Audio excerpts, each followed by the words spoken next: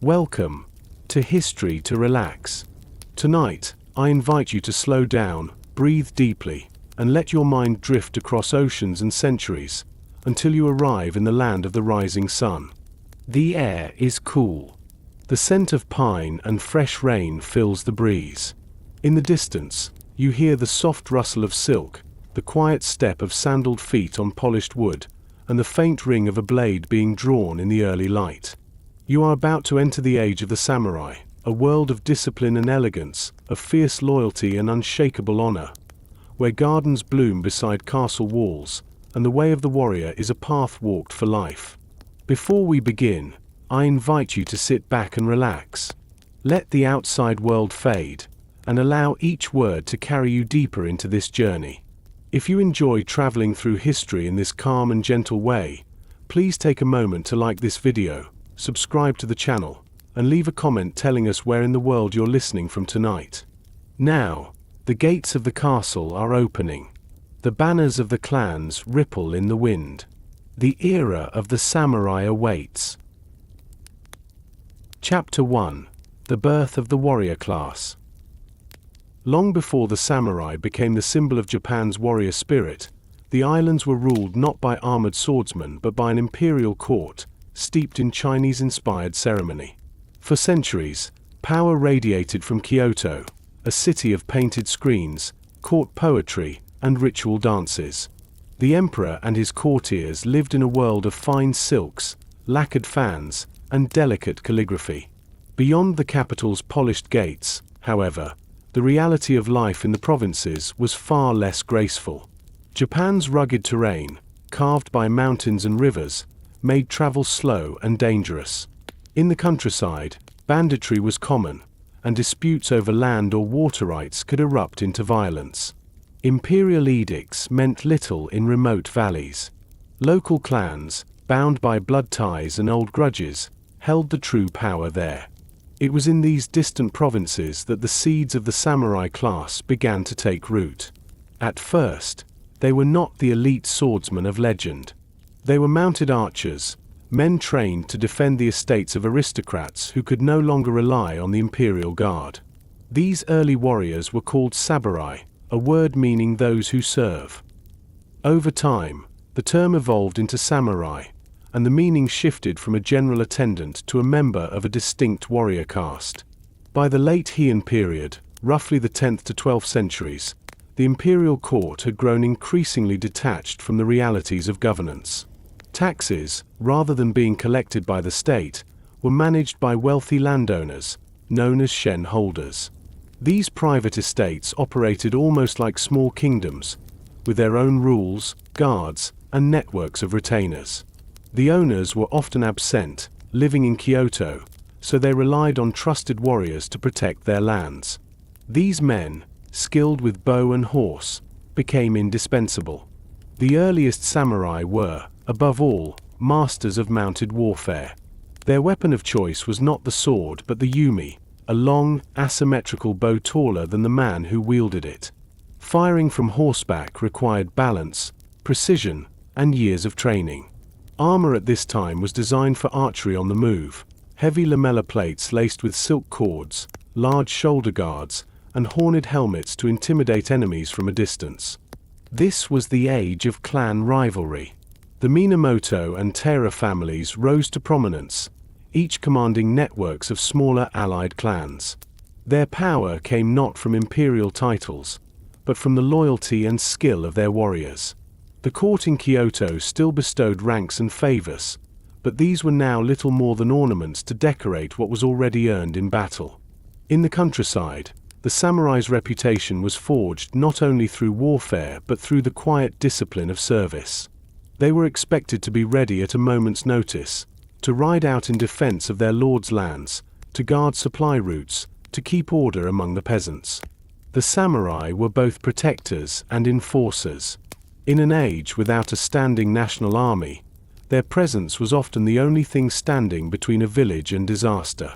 The samurai's rise was also shaped by Japan's geography.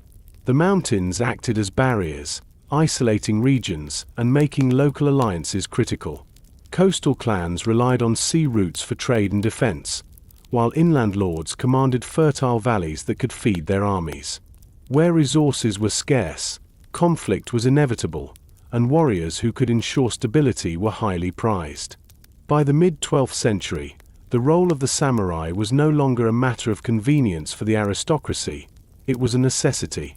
The imperial court had grown too weak to control the provinces, and even the great temples, once seen as centers of peace, had their own armed monks to defend their holdings.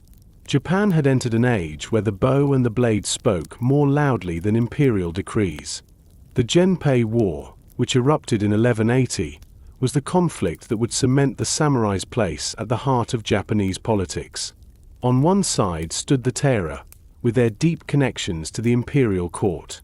On the other stood the Minamoto, whose strength lay in the loyalty of their warrior vassals.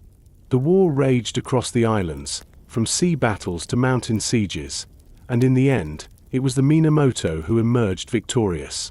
In 1192, Minamoto no Yoritomo was appointed Shogun, barbarian subduing generalissimo. Though the title existed before, under Yoritomo it became the symbol of military rule. The Shogun governed from Kamakura, far from Kyoto, marking the shift of real power away from the emperor and into the hands of the warrior class.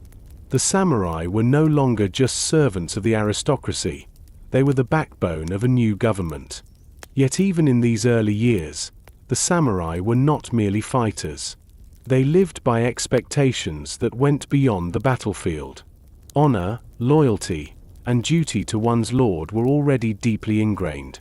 A warrior who failed his master, whether through cowardice or betrayal, could lose everything: his land, his title, even his life. The code was not yet formalized as Bushido, but its roots were firmly in place. The birth of the samurai class was not a sudden event.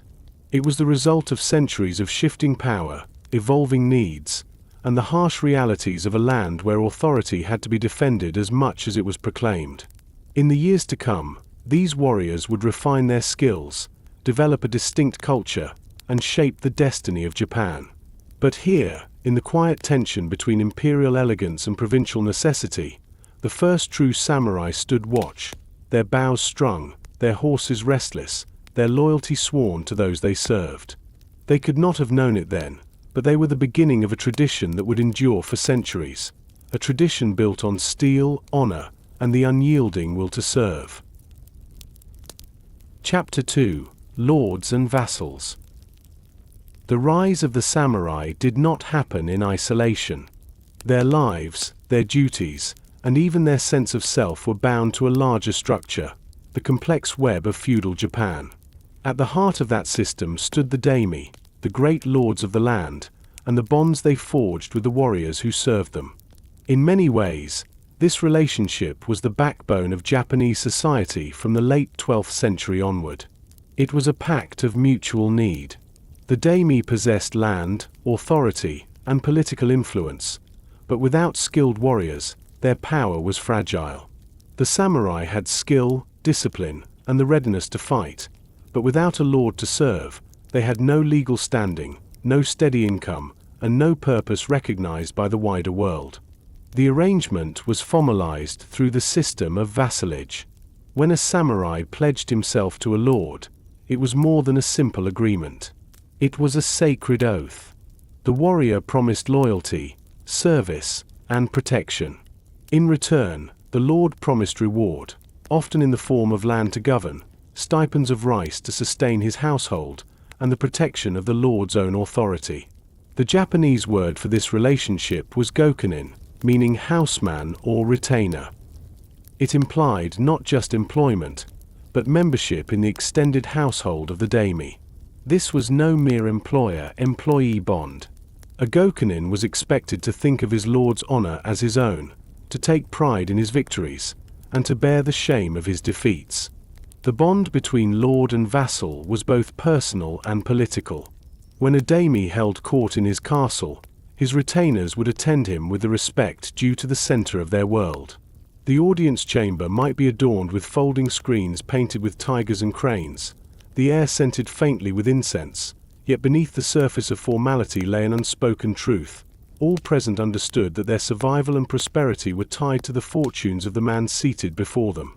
In times of war, this relationship became absolute. A summons from the daimyo was not a request. It was an order backed by the weight of loyalty sworn before witnesses. When banners were raised and drums began to beat, every vassal was expected to gather his men, polish his armor, and march to the battlefield, no matter the personal cost. Payment to the samurai was often made not in coins, but in koku, a measure of rice equivalent to the amount needed to feed one man for a year. Rice was the currency of the age, not only because it sustained life, but because it represented the productivity of the land. To grant a samurai control over rice fields was to give him a slice of the lord's wealth and power. For the daimyo, maintaining loyalty was a delicate balance. Generosity could bind a warrior's heart, but favor given too freely could weaken discipline. Severity could ensure obedience, but cruelty might breed betrayal. The most successful lords were those who knew their retainers personally, who rewarded valor and punished disloyalty with equal measure. Loyalty, however, was not always as pure as the ideals suggested. In the shifting landscape of Japanese politics, allegiances could change. A samurai might find himself torn between his sworn duty to his lord and the survival of his clan. There were times when entire families shifted service from one daimyo to another, often in the wake of defeat or political upheaval. Still, the ideal remained, that the warrior should stand with his lord until the very end. This belief was not only a matter of personal honor but also the foundation of the social order. Without loyalty, the structure of feudal Japan would collapse into chaos. The daimyo's power was not exercised alone. He governed through his vassals, granting them administrative duties alongside military service. A trusted samurai might be appointed to oversee a province, collect taxes, or maintain law and order. In this way, the samurai became more than fighters. They were the administrators, judges, and guardians of their lord's territories. Ceremony reinforced this hierarchy. When a samurai came to present himself at his lord's residence, he would bow deeply, avoiding direct eye contact, and announce his presence through a chamberlain. The audience itself was a formal affair, a measured exchange of words, gestures, and courtesies that confirmed both loyalty and rank. In peacetime, the lord-vassal bond was maintained through ritual gifts and annual visits. The exchange of presents was not a trivial matter. A daimyo might gift a fine sword, lacquered armor, or bolts of silk. In return, the samurai might present a rare item, an ornate bow, or a valuable horse. These offerings were more than material wealth. They were physical symbols of the relationship itself. This mutual dependence wove a network of obligations that stretched across the land. Every daimyo relied on his samurai, and every samurai relied on his lord. Together, they formed a lattice of power that gave shape to Japan's political life for centuries. But the bond was also a burden. A samurai could not simply walk away from his service without consequence. To abandon one's lord was to invite disgrace, exile, or death. The lord's failures became the vassal's shame, just as the vassal's betrayal could destroy a lord's reputation. In this way, the relationship between lords and vassals was both the strength and the fragility of the samurai system. It was the steel that held the armor together, and the joint where it might one day break. As the centuries unfolded, this bond would be tested by war, by politics, and by the ambitions of men who sought to rule all Japan. But in these early days of the warrior class, it was the unshakable heart of samurai life, a heart that beat to the rhythm of loyalty, honor, and service. Chapter 3: The Way of the Bow and Sword. Long before the world imagined the samurai as lone swordsmen beneath a cherry tree, the true mark of their skill was not the gleaming katana at their hip but the long, elegant curve of the yumi, the great asymmetrical bow of Japan. In the earliest days of the warrior class, mastery of the bow was the cornerstone of a samurai's training. The sword, though revered, would not yet take its place as the defining weapon of the warrior's soul. That change would come later. The bow, oldest companion of the warrior. The yumi was unlike the symmetrical bows of Europe. Taller than the man who wielded it, often over 2 meters in length, it was crafted from laminated strips of bamboo and wood, its upper limb much longer than the lower. This design allowed the archer to shoot from horseback without the lower limb striking the horse or the ground. To draw the yumi was to perform an act as much of the spirit as of the body. A trained samurai did not simply pull back the string. He inhaled deeply, anchored his stance, and moved with deliberate precision, the arrow an extension of his will. The release was silent and controlled, the bow singing as the shaft flew toward its mark. On the battlefield of the Heian period, archery was both a practical skill and a display of artistry. Battles often began not with chaotic charges but with yabusum, mounted archers riding back and forth, loosing arrows at one another in a form of ritualized challenge. Victory was as much about precision and composure as about killing the enemy. The bow symbolized the warrior's ability to control himself under pressure, to remain calm in the moment before action. The sword's early role. The tachi, the sword of the early samurai, was long, curved, and worn suspended from the belt with its edge facing downward. It was a weapon for mounted combat, meant to cut down foes as the rider passed. These early blades were works of art, forged by master smiths who understood that a warrior's life might depend on the balance, sharpness, and resilience of his weapon. Swordsmithing was already a deeply respected craft. The process of folding steel, removing impurities, and shaping the perfect edge could take weeks. Each sword was unique, its curvature, length, and weight matched to the warrior who carried it. The making of a sword was not purely mechanical, it was spiritual. Smiths often purified themselves before beginning, and the forging process was accompanied by quiet rituals and prayers. But in this era, the sword was not yet the primary weapon in large-scale warfare. The bow reigned supreme, supported by the spear, the yari, for close combat. The sword was, in a sense, a weapon of last resort for the mounted warrior. Training the body and mind. From childhood, a samurai's training began with discipline. Young boys of warrior families were taught to ride horses, care for weapons, and endure discomfort without complaint. Archery drills were relentless. At first, the bow might feel too large, the draw too heavy. But over years of practice, muscle memory replaced effort, and the archer's body adapted to the yumi's unique pull. Training did not focus solely on the body. A samurai was expected to develop a clear, composed mind.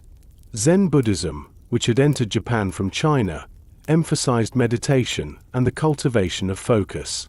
In archery, this mental clarity was essential. The release of the arrow had to be free from hesitation or distraction. To shoot well was to merge mind and body into a single, fluid motion. The armor that served the warrior. The early samurai's armor, known as yoroi, great armor, was designed primarily for mounted archery. Its construction reflected the needs of a warrior who had to remain mobile while protected. Large rectangular plates of iron or leather were laced together with colorful silk cords. The armor was heavy, often over 30 kilograms, yet carefully balanced so that a rider could draw a bow without the shoulder guards obstructing his movement. Helmets, or kabuto, were often adorned with crests, horns, or decorative flourishes meant to identify the warrior on the field and intimidate the enemy. The face was sometimes shielded by a mengu, a fierce mask that hid the samurai's expression, turning him into a figure of myth and terror. The sound of armor, the clinking of plates, the rustle of silk cords, became part of the identity of the warrior. On the march, an army of samurai was as much heard as seen. Spears, poles, and the changing battlefield. As the centuries passed, the spear began to rise in prominence. The yari offered reach and versatility. It could be used on horseback or on foot, in open battle or in tight formations. The yari's popularity grew especially during the later medieval period, when massed infantry tactics began to dominate warfare. Polearms such as the naginata, with its curved blade at the end of a long shaft, were also common. The naginata was a favored weapon for onobugeisha, women of the samurai class, as its length allowed them to hold enemies at a distance when defending castles or homes. The gradual ascendancy of the katana. By the 14th and 15th centuries, the style of warfare in Japan had begun to change. Close combat became more frequent, and the sword evolved accordingly. The tachi gave way to the katana, shorter and worn with the edge facing upward, thrust through the belt for a faster draw. The katana's rise was also symbolic.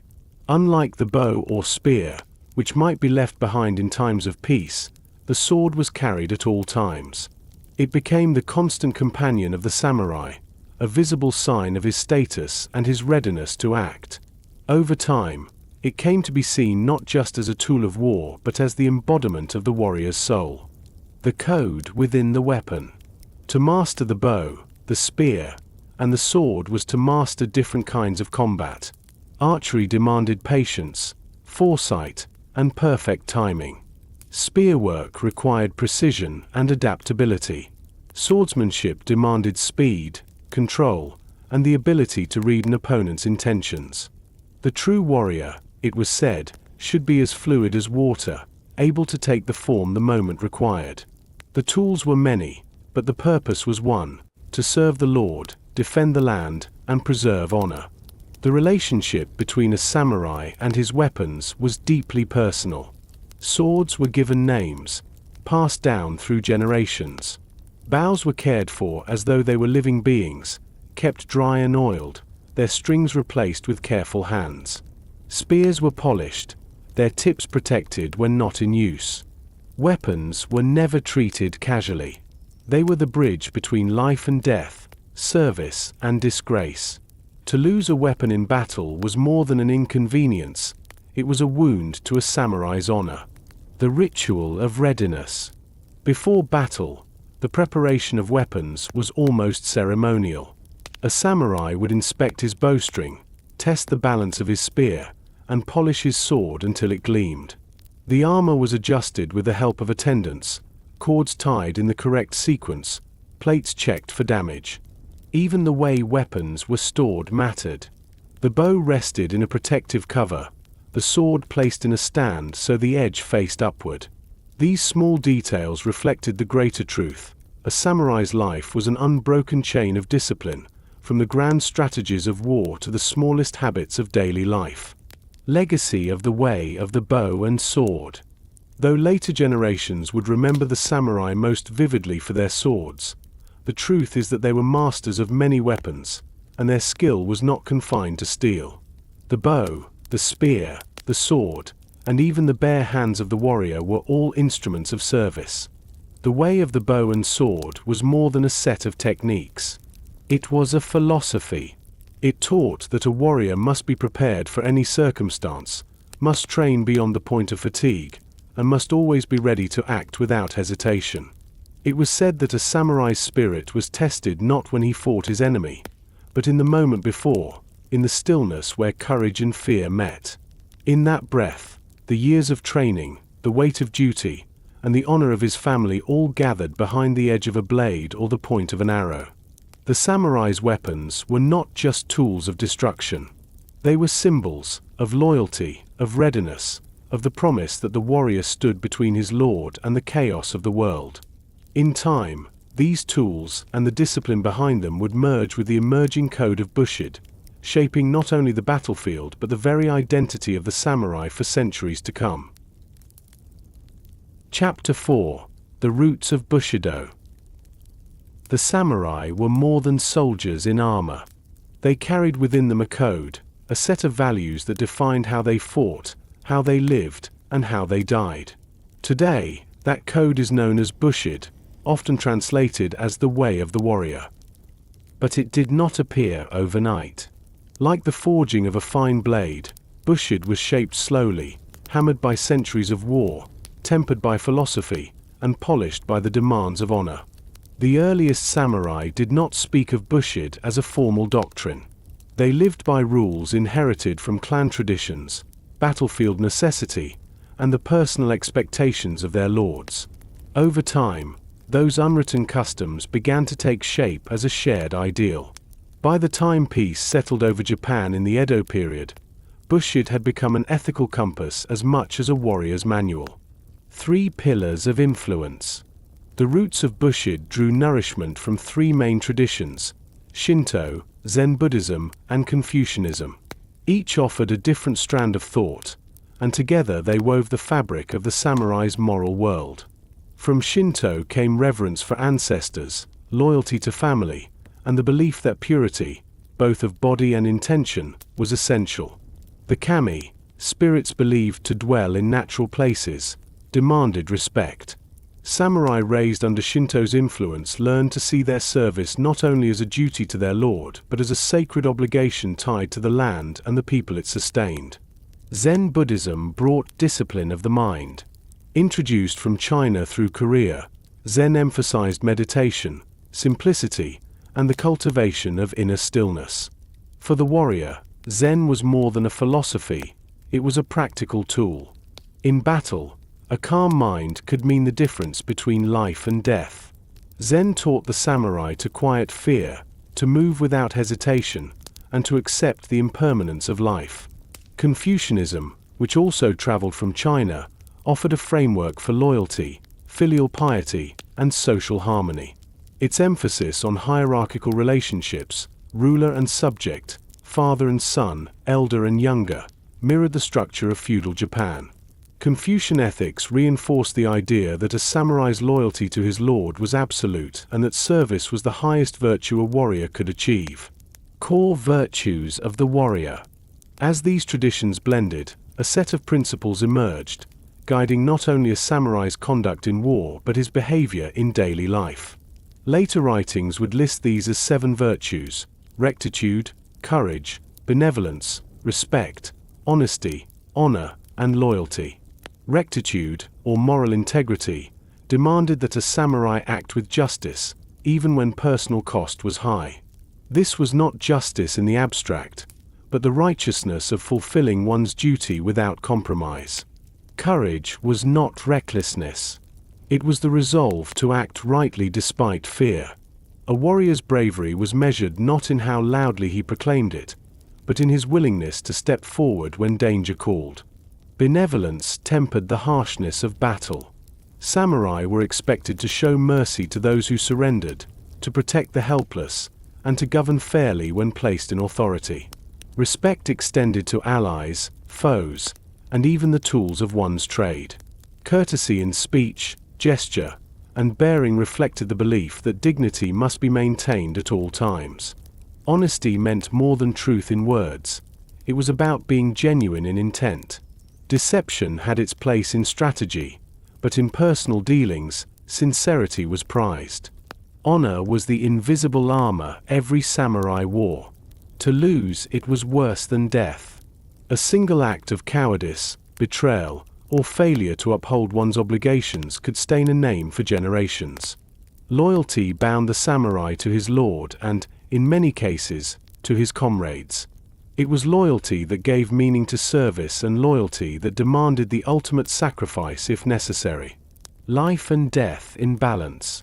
For the samurai, Bushido was not a code to be recited like a prayer. It was a way of life, measured by daily choices. Every action, from the way one addressed a superior to the manner of wearing a sword, was an expression of the code. One of the most profound aspects of Bushido was its attitude toward death. A warrior was taught to accept death as an ever-present possibility. By contemplating mortality, he freed himself from fear. This was not morbid fascination, but a kind of liberation, the understanding that, since life was fleeting, every moment had to be lived with full awareness and purpose. This acceptance also formed the foundation for the practice of seppuku, ritual suicide, which was seen as an honorable way to atone for failure or wrongdoing. While brutal to modern eyes, it was considered a final act of loyalty, allowing a warrior to preserve his name even in defeat. Discipline beyond the battlefield. Bushido extended far beyond combat. A samurai was expected to cultivate himself in the arts, to read poetry, to practice calligraphy, to understand the tea ceremony, and to appreciate beauty in all its forms. These pursuits were not luxuries but part of a balanced life. A warrior who could wield a brush as skillfully as a sword was thought to be truly complete. Training in these arts also reinforced the virtues of patience, precision, and humility. The same steady hand that could trace ink on paper could also guide a blade in the heat of battle. Bushido in times of peace. During the long peace of the Edo period, the role of the samurai shifted from active warrior to administrator and bureaucrat. Yet Bushido remained the moral framework for the class. The code reminded them that their service was not only in war but in governance, justice, and the protection of the people. In this era, writings on Bushido became more formalized. Thinkers such as Yamaga Sok and later Yamamoto Tsunetomo, author of the Hagakure, sought to preserve the spirit of the warrior in an age when battlefields were rare. Tsunetomo famously wrote that the way of the samurai is found in death, not because death was to be sought, but because readiness for it kept a man's spirit sharp. The paradox of the code. Bushido was both a unifying ideal and a personal burden. It demanded loyalty even when a lord's decisions were flawed, honor even when survival urged compromise. Some samurai followed it faithfully to the end, others bent or broke it when politics or necessity demanded. Yet even in its contradictions, Bushido shaped the image of the samurai for centuries to come. It became the invisible thread connecting the warrior on horseback in the 12th century to the retainer in formal robes in the 18th. A legacy beyond the age of samurai. When the samurai class was abolished in the late 19th century, Bushido did not vanish. Its values found new life in modern Japan, in the military, in business ethics, in the arts, and in the nation's collective sense of discipline and perseverance. The ideals of loyalty, honor, and self-discipline continue to be cited, sometimes with reverence, sometimes with criticism, but always as part of Japan's cultural inheritance. Bushido's endurance lies in its adaptability. Though born in a world of feudal lords and armored warriors, its principles speak to universal human questions. What is worth living for? What is worth dying for? How should one act when no one is watching? Closing reflections. The roots of Bushido were deep, nourished by belief, necessity, and centuries of human experience. It was not a static set of rules, but a living philosophy, shaped by the pressures of war and the quiet demands of daily life. For the samurai, it was both shield and guide, a way to stand firm in the storms of politics, the chaos of battle, and the temptations of peace. In their time, it gave shape to the lives of those who bore the sword. In ours, it remains a testament to the enduring human search for purpose, honor, and meaning. Chapter 5. War in the Age of the Samurai. The world of the samurai was forged in conflict. From the first clan skirmishes of the Heian period to the sweeping campaigns of the Sengo era, war was the crucible in which their skills, honor, and loyalty were tested. While their code demanded loyalty and their training honed discipline, it was on the battlefield that these ideals met the chaos of reality. The early wars, clans in rivalry. Before Japan was unified under a single shogunate, power belonged to the strongest. The imperial court in Kyoto still carried ceremonial authority, but in the provinces, real control rested in the hands of powerful families. Two names rose above all others, the Taira and the Minamoto. Their rivalry would shape the late 12th century and give the samurai class its first defining war, the Genpei War, 1180 to 1185. The conflict was not a single, unbroken clash but a series of battles fought across sea, river, and mountain. It was a test of endurance as much as strategy. Samurai archers on horseback rode through rain and snow, arrows hissing across mist-covered fields. Sieges lasted weeks, provisions ran low, and alliances shifted like the tides. The war ended with the Minamoto victory at the Battle of Dan no Yura, a naval engagement in the narrow waters of the Shimonoseki Strait. There, ships collided, arrows darkened the air, and the tide quite literally turned against the Taira. Defeat drove the Taira clan to destruction, and Minamoto no Yoritomo rose as the first Kamakura shogun. From that moment, the military government, the Bakufu, would guide Japan for centuries.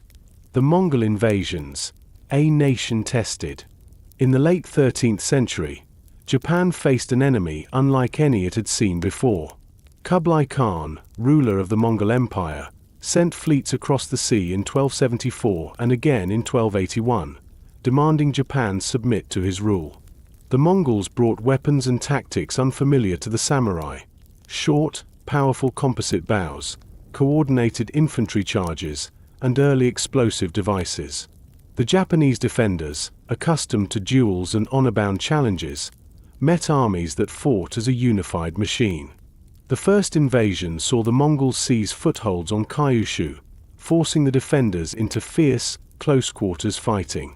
But before the Mongols could secure victory, a storm drove them back to sea. The second invasion was larger, better prepared, and met by a Japanese force hardened from the first encounter. Weeks of battle along defensive walls built on the shore wore down the invaders. Then came the storm again, a massive typhoon that shattered the Mongol fleet. To the Japanese, it was the kamikaze, the divine wind, sent by the gods to protect their islands. For the samurai, the invasions proved that loyalty and courage were not only virtues in internal strife but shields against foreign conquest. The age of warring states. The centuries that followed were far from peaceful. By the 15th century, the Ashikaga shogunate had weakened, and Japan slid into the Sengo Jidai, the age of the country at war. For over 100 years, daimi fought one another for territory, alliances shifted with breathtaking speed, and the samurai became as much diplomats as warriors. This was a time of constant readiness. Armor was kept close at hand. Travel was dangerous without armed escort. Villages might change hands several times in a single season. Castles rose across the landscape, both as defensive strongholds and as symbols of power. War in this period was different from the earlier, smaller-scale clan conflicts. Armies grew larger, tactics more sophisticated. The spear, the yari, became the weapon of choice in massed formations. Units of ashigaru, foot soldiers, fought alongside mounted samurai, giving commanders greater flexibility. The Battle of Nagashino in 1575 marked another turning point. Oda Nobunaga, a warlord with little patience for tradition, deployed ranks of arquebusiers, early firearms, behind wooden stockades. The result was devastating for Takeda Katsuyori's famous cavalry. The age of mounted archery gave way to the age of disciplined volleys and strategic fortifications. The siege and the samurai. Not all battles were fought in open fields. Many were sieges, drawn-out struggles where patience was as important as strength. A siege could last months. Defenders relied on deep stores of rice, careful rationing, and hope that relief would come. Attackers built earthworks, cut off supply lines, and launched repeated assaults to wear down resistance. Siege warfare tested every part of a samurai's resolve. Hunger, disease, and exhaustion claimed as many lives as arrows and blades. Yet to surrender was often unthinkable, a final, dishonorable choice unless ordered by one's lord. Personal combat and the warrior's reputation. Even in large battles, individual skill still mattered. Samurai carried identifying crests on their armor and banners so that allies could recognize them and enemies could know who struck them down. Capturing the head of a notable enemy was not only a military success but a personal triumph, proof of valor that could be presented to a lord as a trophy. Duels sometimes broke out in the midst of chaos. These moments were dangerous and unpredictable, but they allowed a samurai to display his courage and mastery.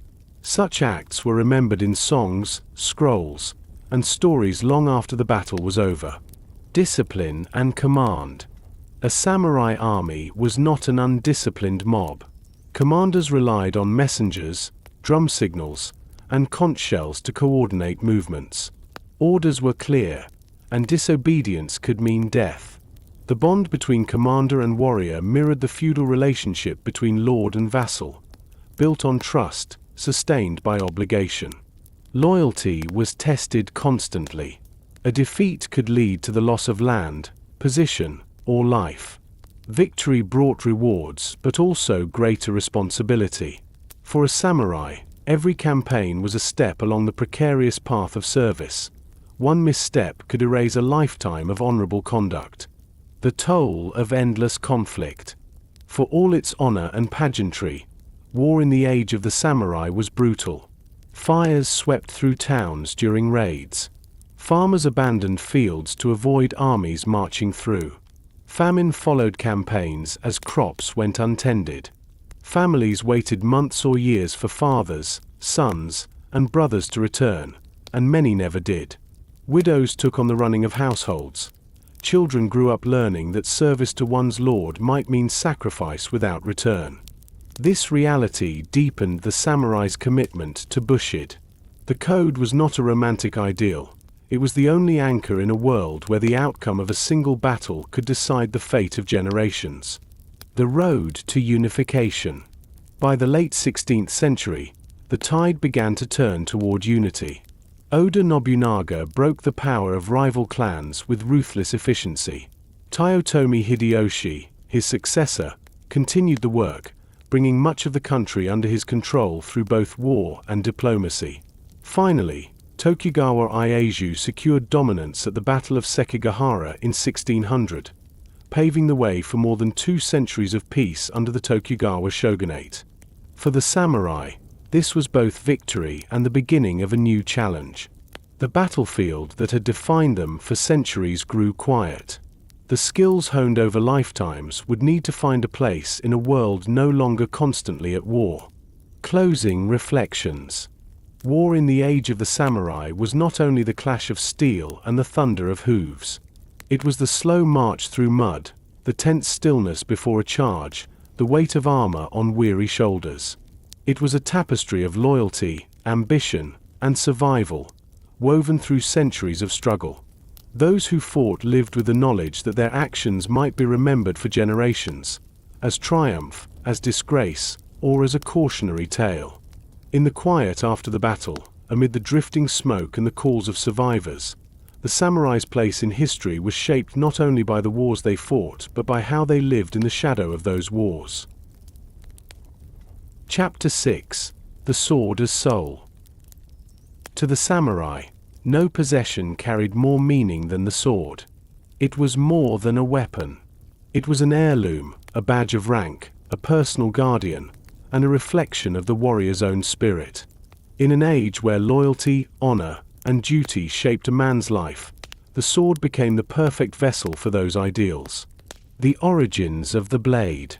In the early centuries of the warrior class, the tachi, a long, curved sword worn suspended from the belt, was the favored blade for mounted combat.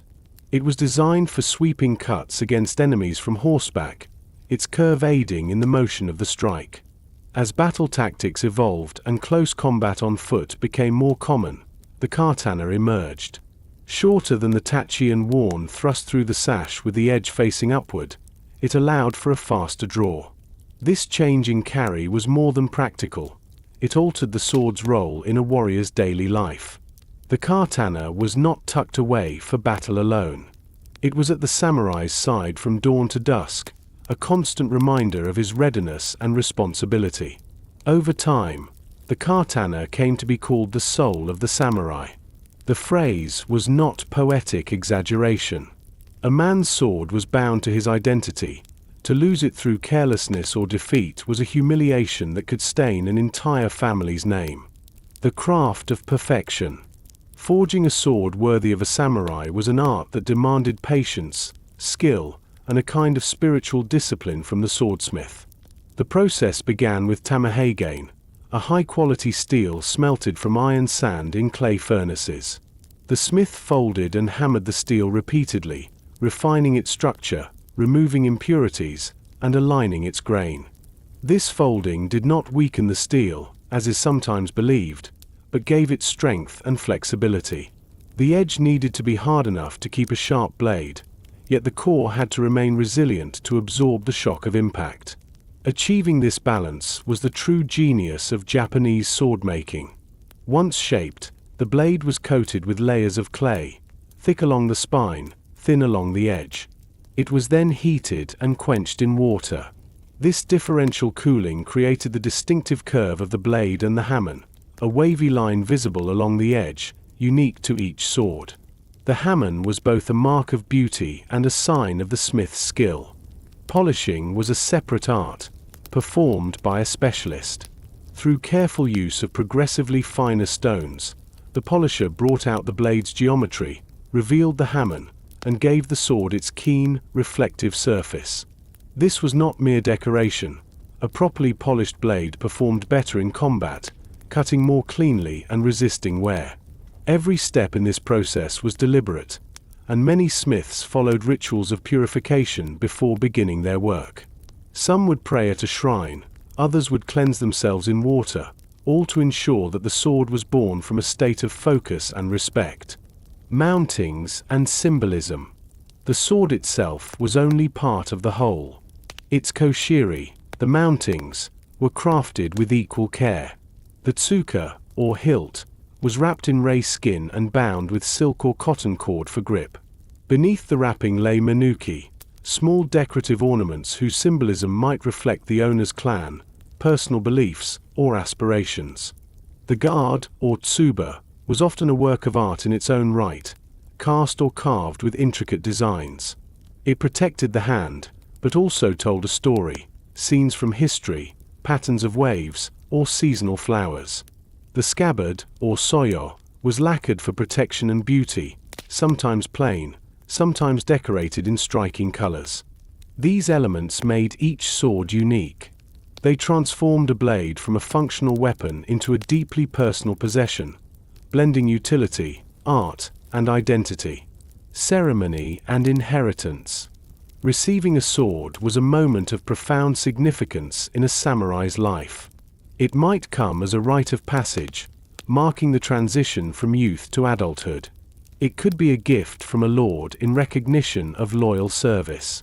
It might also be an inheritance, a blade carried by fathers, grandfathers, and ancestors long gone, its steel holding silent witness to generations of service and battle.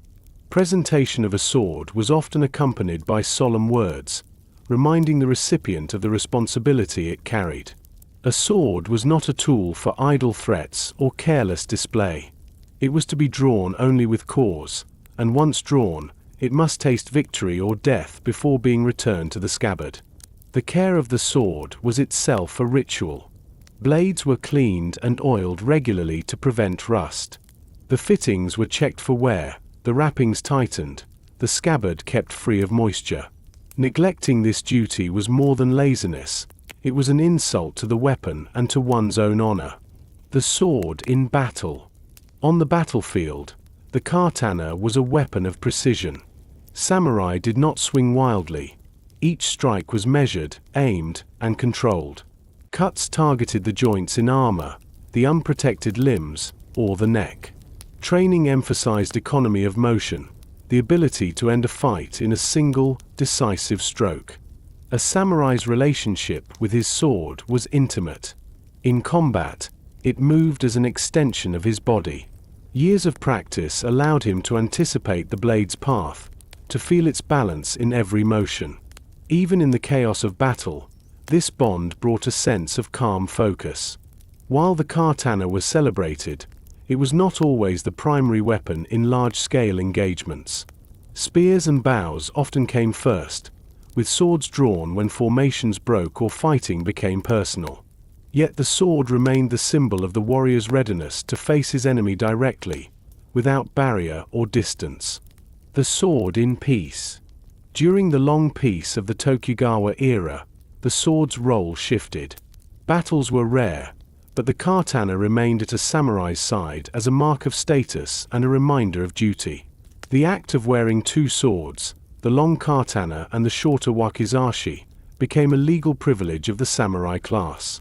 Together, these were called the daishi, meaning big and small, a pairing that embodied the authority and responsibility of the warrior. In this era, swordsmanship schools flourished. Masters developed and taught distinct styles, each emphasizing different principles, some focusing on speed, others on precision, still others on the mental aspect of combat. Duels were fought not only to settle disputes but to test skill, though strict rules often limited them to avoid needless bloodshed. The sword became as much a moral teacher as a weapon. Through endless repetition of forms, or kata, the student learned patience, humility, and respect. The lessons of the blade applied beyond the dojo, shaping a man's character as much as his martial skill. Spiritual significance. The idea of the sword as the soul of the samurai was more than metaphor. It reflected a belief that the weapon and the warrior were bound in spirit. The sword represented the virtues of Bushido, loyalty, honor, discipline, in tangible form. To protect the sword was to protect one's own name. In Shinto belief, swords were sometimes treated as sacred objects, housed in shrines, offered to the kami, and used in ritual. Mythology itself placed swords among Japan's most treasured symbols. One of the 3 imperial regalia is a sacred blade, the Kusanagi no Tsurugi, tied to the founding legends of the nation. This spiritual weight meant that the loss of a sword in defeat could be devastating. It was not simply the loss of a weapon, but the shattering of a bond, the stripping away of identity. Legacy of steel. When the samurai class was abolished in the late 19th century, the right to wear swords in public was taken away. Many blades were lost, sold, or destroyed in the years that followed. Yet countless swords were preserved as heirlooms, passed quietly from generation to generation. Today, surviving katana are revered not only as weapons but as works of art. Museums display them with the same care given to paintings or sculpture. Swordsmiths continue the ancient craft, producing blades in the same painstaking way, even if they will never be carried into battle. The katana remains a powerful symbol, not just of the samurai, but of the discipline, precision, and sense of duty that defined their way of life. Closing reflections. For centuries, the sword was a constant companion to the samurai, in war and in peace, in ceremony and in daily life. It was the embodiment of readiness, the guardian of honor, the silent witness to loyalty and sacrifice. To hold such a weapon was to feel the weight of history in one's hands. To draw it was to accept the consequences that followed. To carry it well was to live in harmony with the code it represented. In the gleam of polished steel, a samurai could see not only his reflection but the reflection of every warrior who came before, and every vow still unbroken. Chapter 7. Life in the Castle Town. When the clash of armies faded and the banners were lowered, a different side of the samurai's life emerged, one shaped not by the battlefield, but by the quiet order of the castle town. These fortified centers were more than military strongholds. They were the beating hearts of a domain, where politics, commerce, culture, and daily routine wove together into a carefully balanced whole. The structure of the castle town. A castle town, or Kamachi, grew outward from the keep of the lord's castle. At the center stood the main keep, towering above the surrounding walls, a symbol of the daimyo's power and the domain's security. Layer upon layer of defenses, moats, stone walls, and watchtowers, created both protection and a display of strength. Inside these walls, the castle complex contained not only the lord's residence but also administrative offices, armories, barracks, gardens, and ceremonial halls. Around the inner keep, the homes of high-ranking retainers stood in orderly rows, close enough to respond quickly to any summons. Beyond this inner circle, the rest of the town spread out in districts, each serving a specific purpose. Samurai lived in designated quarters, their homes arranged according to rank. Merchants and artisans occupied separate sections, often near the main roads to encourage trade. Farmers, though vital to the domain's survival, lived on the outskirts or in surrounding villages, visiting the castle town for markets or official business. The samurai residence. A samurai's home within the castle town reflected his standing in the hierarchy. High-ranking retainers enjoyed larger compounds with gardens, guest rooms, and separate quarters for servants. Lower-ranking warriors lived in simpler wooden houses, still well kept but modest in size. Inside, the layout was functional.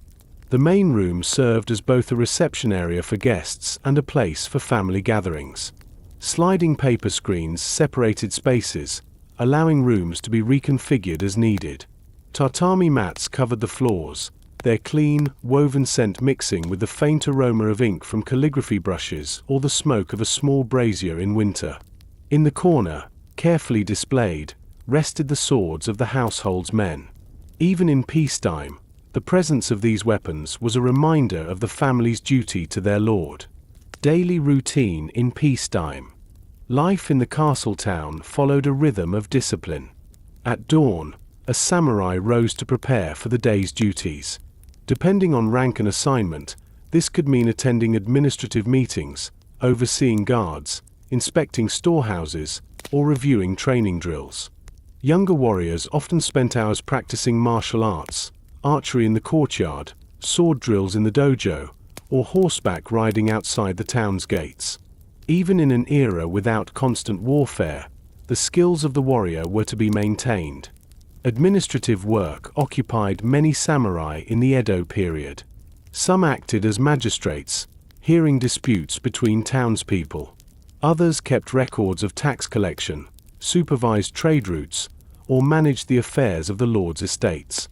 These responsibilities demanded literacy, numeracy, and a grasp of legal procedures. Interactions with other classes. Though the samurai stood at the top of the social order, life in the castle town required constant interaction with other classes. Merchants supplied goods and luxuries, artisans crafted armor, weapons, and fine clothing, while farmers brought in rice, the backbone of the domain's economy. Relations could be formal and distant. Laws restricted social mixing between classes, and samurai were expected to maintain dignity in public. Yet markets, festivals, and shared concerns, such as repairing flood damage or organizing fire brigades, brought people together in ways that blurred the edges of the hierarchy. The role of education and culture. In peacetime, education took on greater importance. Samurai children attended domain schools where they studied reading, writing, and arithmetic alongside moral instruction based on Confucian ideals. Calligraphy, poetry, and etiquette were valued as much as martial skill. Many samurai took part in cultural pursuits.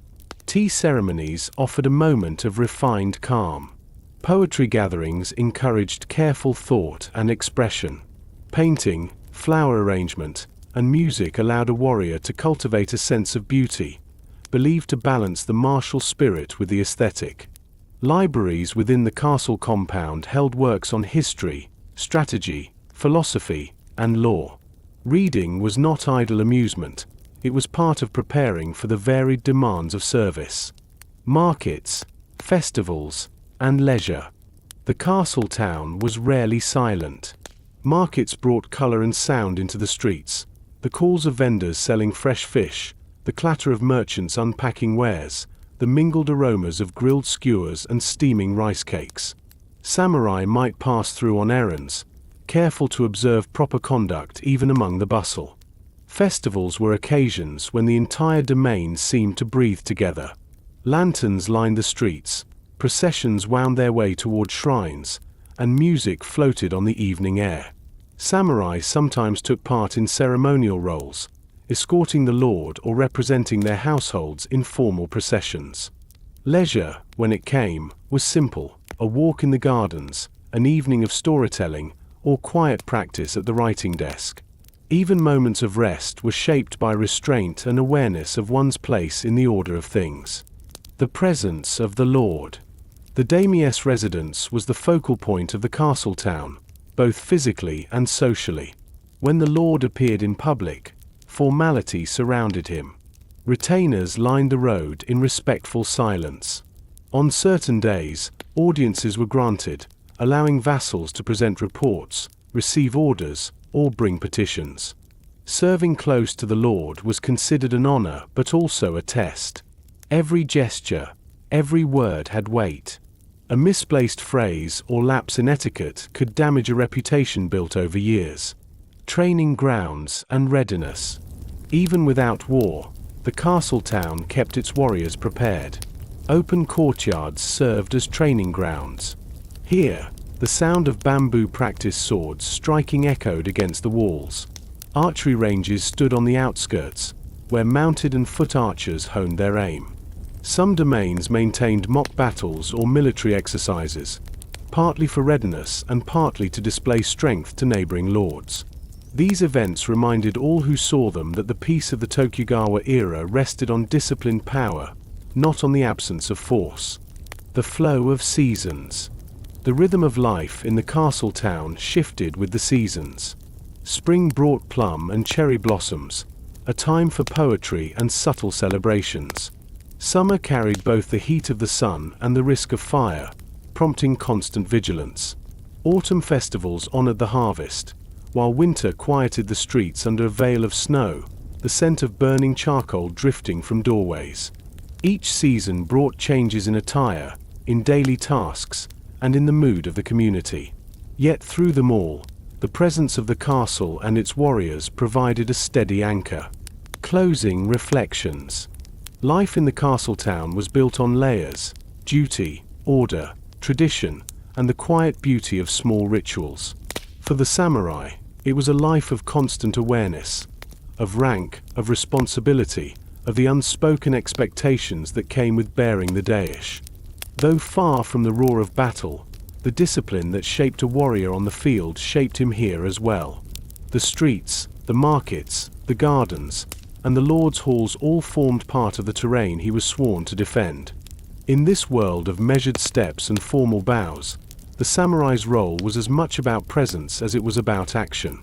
His armor might rest on its stand, but the spirit of vigilance remained, quiet, steady, and ready should the call ever come again. Chapter 8. The Tea House and the Garden. The image of the samurai is often drawn in steel, armor gleaming beneath a battle flag, sword in hand, eyes fixed on an enemy. Yet that picture is only half the truth. Beyond the battlefield and the castle gate, there existed a quieter world where discipline was expressed not through force, but through grace. In this realm, the samurai entered the tea house and the garden, spaces where refinement and contemplation tempered the sharp edge of the warrior's life. The tea ceremony as a path. The Japanese tea ceremony, or chinoyu, was far more than the act of preparing and drinking tea.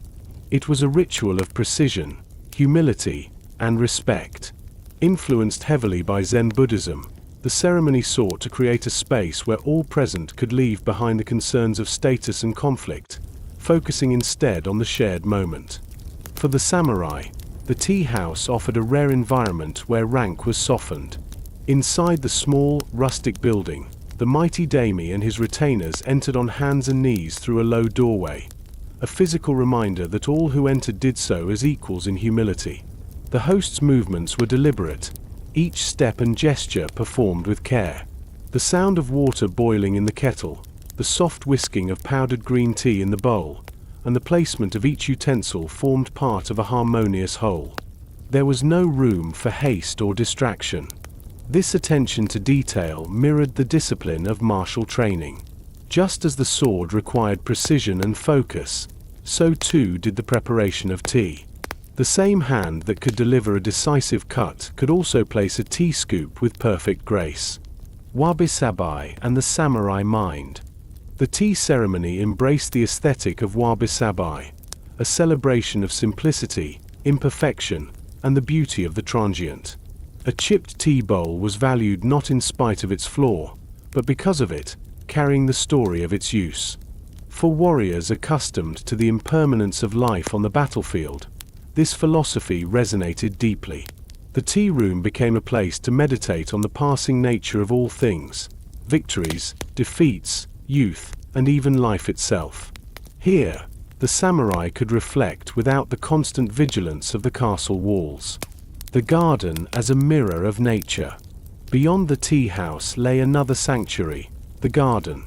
In Japanese tradition, the garden was not merely decoration but a crafted vision of nature's essence.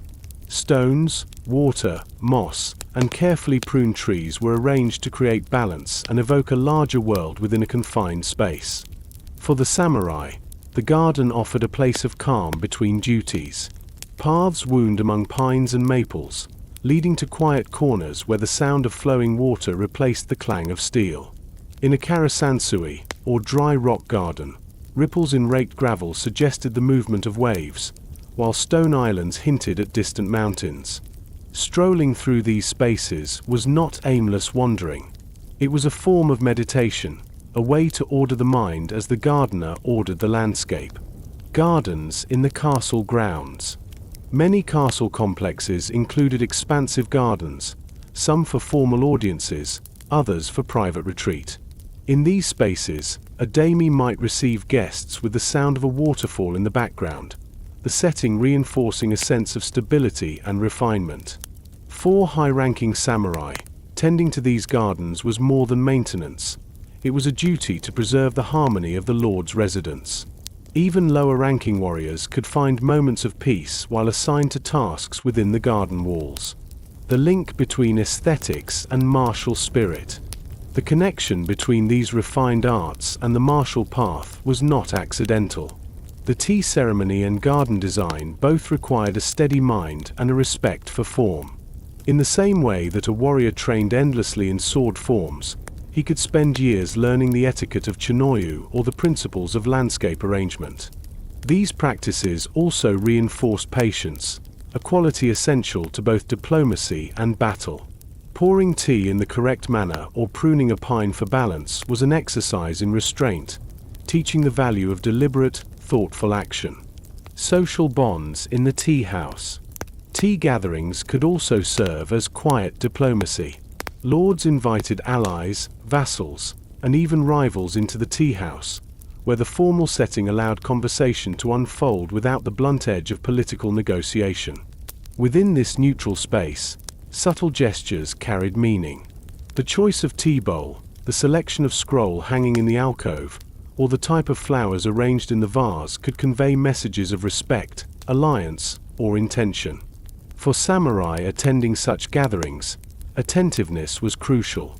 A missed detail could mean overlooking a sign of favor, or failing to recognize a warning. The garden as stage. Gardens were not always silent retreats. During festivals or special occasions, they became stages for poetry contests, moon viewing parties, or archery demonstrations.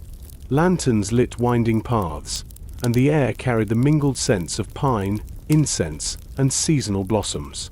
Even in these livelier moments, the garden's design ensured that nature remained the central focus. Bridges over koi-filled ponds, pavilions overlooking waterfalls, and winding streams reminded all who gathered that beauty was not an indulgence but an integral part of a well-ordered life. Refinement as balance. To outsiders, it might seem strange that warriors trained for death should devote such attention to the gentle arts. Yet for the samurai, refinement was not a contradiction to martial skill, it was its balance. A warrior who lived only for combat risked becoming hard and brittle, like a blade never cleaned of battle's residue. The arts of the tea house and garden polished the spirit, keeping it supple, capable of discernment, and attuned to subtler forms of strength. Enduring influence. The traditions of tea and garden design outlived the age of the samurai. Even after the class was abolished, former warriors carried these arts into the new era, passing them on as part of Japan's cultural heritage. Today, tea masters and gardeners still follow principles shaped in part by centuries of samurai practice. Visitors to these spaces can still sense the quiet discipline they fostered. A stroll among maples, the sound of a ladle dipping water into a tea bowl, these experiences echo the same calm that once steadied the hand of a warrior. Closing reflections. In the life of the samurai, the tea house and the garden were not luxuries, but necessities of the spirit. They offered moments to breathe, to reflect, and to remember that strength without balance is incomplete. In the dim light of a tea room or the dappled shade of a garden path, the weight of armor seemed far away. Yet the discipline remained, not in the clash of weapons, but in the perfect placement of a teacup, the measured rake of gravel, the quiet bow to a guest. These places, serene yet deliberate, revealed a truth the samurai understood well. Mastery of the self is the highest form of mastery. Chapter 9. Women of the Samurai Class. When people imagine the samurai, they often picture armored men charging across battlefields, banners snapping in the wind. Yet behind the walls of the castle town, within homes and estates, lived women whose lives were deeply woven into the fabric of the warrior class. Some bore swords themselves. Others wielded influence through family, politics, and the careful management of household affairs.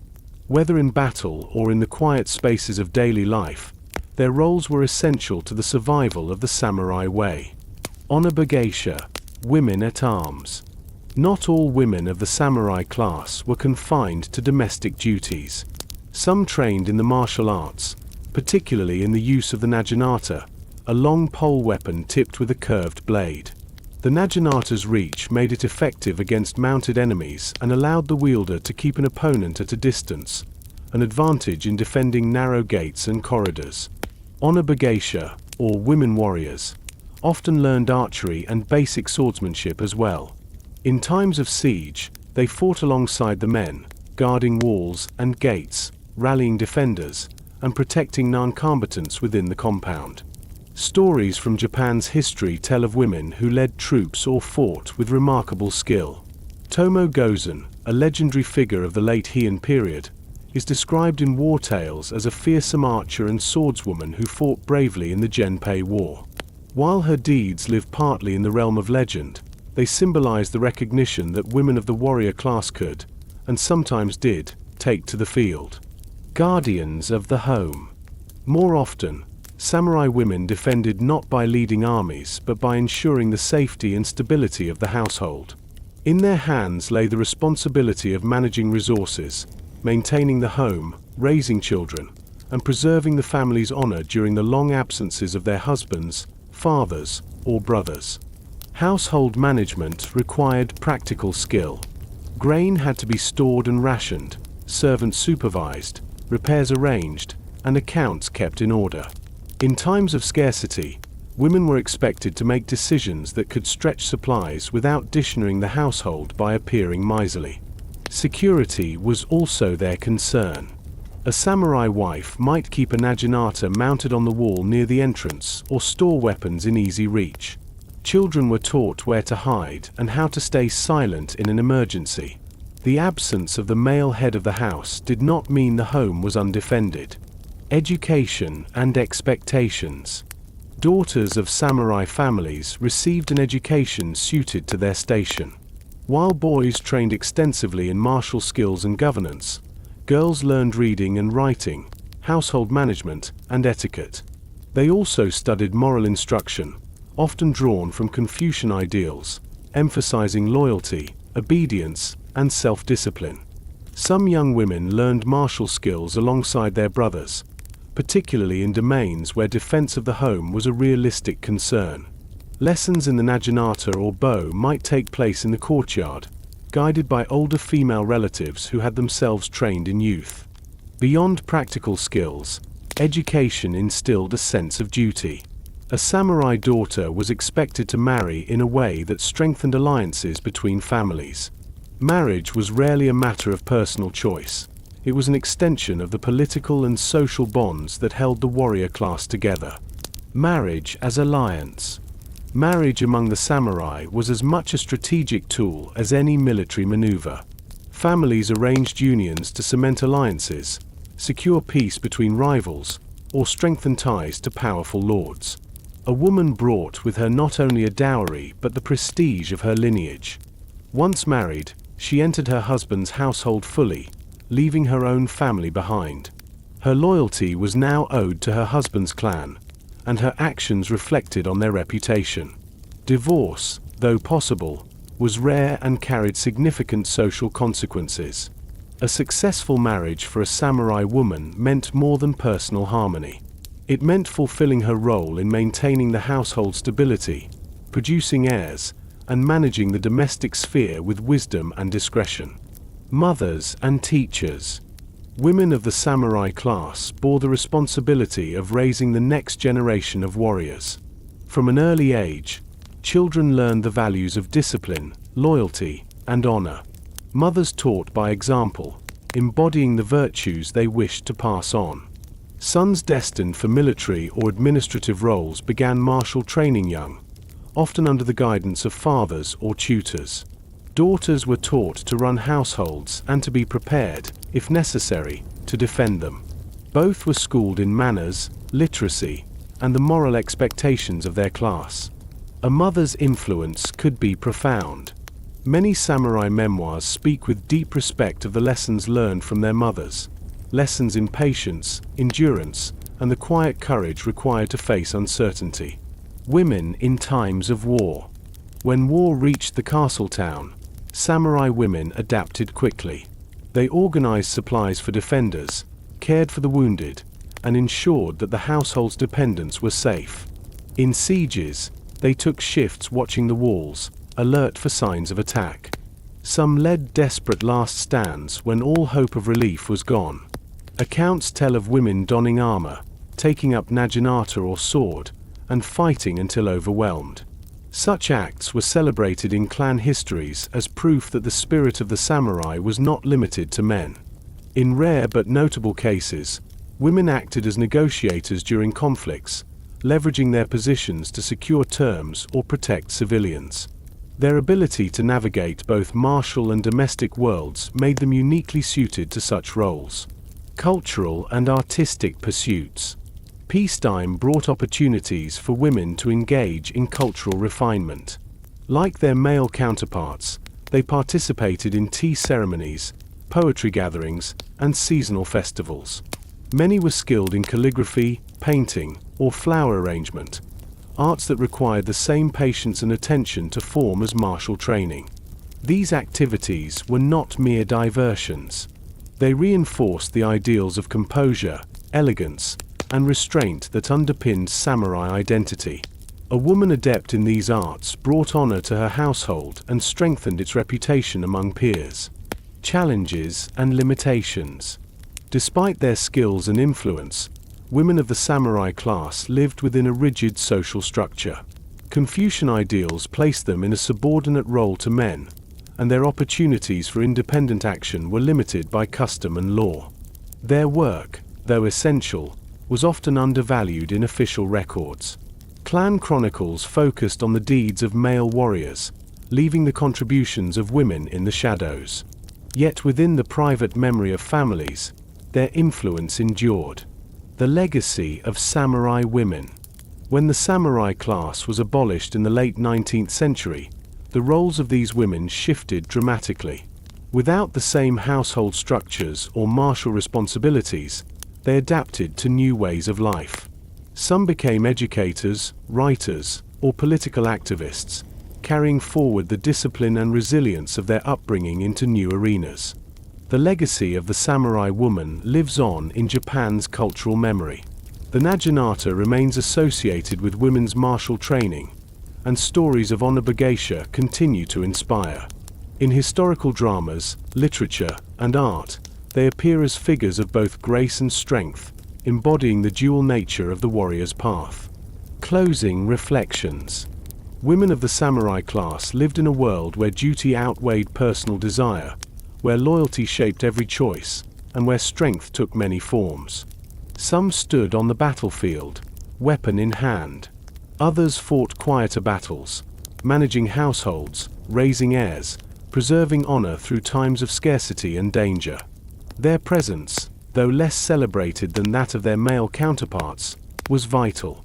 They were the keepers of the home, the educators of children, and, when called upon, the defenders of walls. In the shadows of the castle towers and the soft light of paper lanterns, they upheld the spirit of the samurai every bit as faithfully as those who rode to war. Chapter 10. Intrigue and Betrayal. Samurai history is often told in the language of honor: loyal retainers who serve their lords without hesitation, warriors who keep their vows until the last breath. Yet the political landscape of feudal Japan was rarely so pure. Beneath the surface of oaths and ceremony lay a shifting current of ambition, suspicion, and secret deals.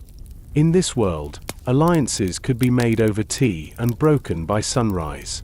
The same sword that defended a lord might, under different circumstances, be drawn against him. The fragility of loyalty. The bond between samurai and lord was meant to be absolute, yet history shows it was also vulnerable. The feudal system tied warriors to their daimyo through land grants, stipends, and honor, but survival could demand difficult choices. If a lord's fortunes crumbled, his retainers faced the risk of losing everything, not only their income and status but their family's safety. Some chose to remain loyal, even to the point of ruin. Others sought new allegiances, hoping to preserve their households by serving a rival lord. These shifts were not always driven by greed.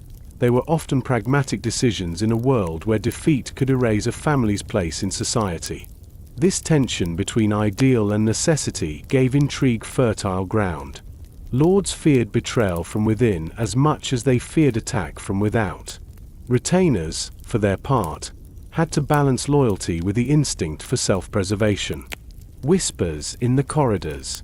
Within the walls of castles, power struggles could be as dangerous as any battle.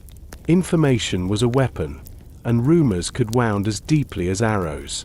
Attendants, messengers, and lesser officials carried more than letters. They carried news of shifting alliances, overheard conversations, and signs of discontent. A misplaced word in the ear of the wrong person could bring suspicion upon a household. An unexplained meeting with a rival's envoy might lead to a quiet investigation. Lords relied on trusted advisors to gauge the loyalty of their retainers, while those same advisors might themselves be playing a deeper game. These political undercurrents were rarely visible in public ceremonies. In the great audience halls, formal bows and polite speech concealed calculations. Every glance, every pause in conversation could carry unspoken meaning. Assassination and the silent blade. While open warfare resolved many disputes, others were settled in the shadows. Assassination, though risky, could remove a rival without plunging a domain into costly war. The act required precision, secrecy, and often the cooperation of those close to the target. A skilled assassin might strike in the victim's own home, during travel, or in the confusion of a festival. Poison, ambush, and staged accidents all found their place in the arsenal of political violence. For a samurai, agreeing to such an act was dangerous in more ways than one. If caught, the punishment was certain and severe. Even success could bring dishonor if the deed was seen as treacherous rather than justified. Yet for some, the reward, whether in the form of land, rank, or revenge, outweighed the risk. Betrayal on the battlefield. The most dramatic betrayals often occurred in the heat of war. A retainer might switch sides mid-battle, turning his forces against his former allies. Others abandoned their posts at critical moments, allowing an enemy breakthrough. These decisions could reshape entire campaigns. In the Sengo period, when armies were vast and loyalties fluid, such betrayals were not uncommon. Some were the result of secret deals made long before the fighting began. Others were sudden choices, prompted by the realization that one side was doomed. For those betrayed, the sense of shock was often personal as well as strategic. A warrior might face not an unknown enemy, but a comrade he had fought beside for years. The break of trust cut deeper than the loss of territory. The price of treachery. Betrayal carried risks even for the one committing it. Switching allegiance could bring immediate gain but lasting suspicion. A lord who accepted a turncoat knew that his new retainer might one day betray him as well.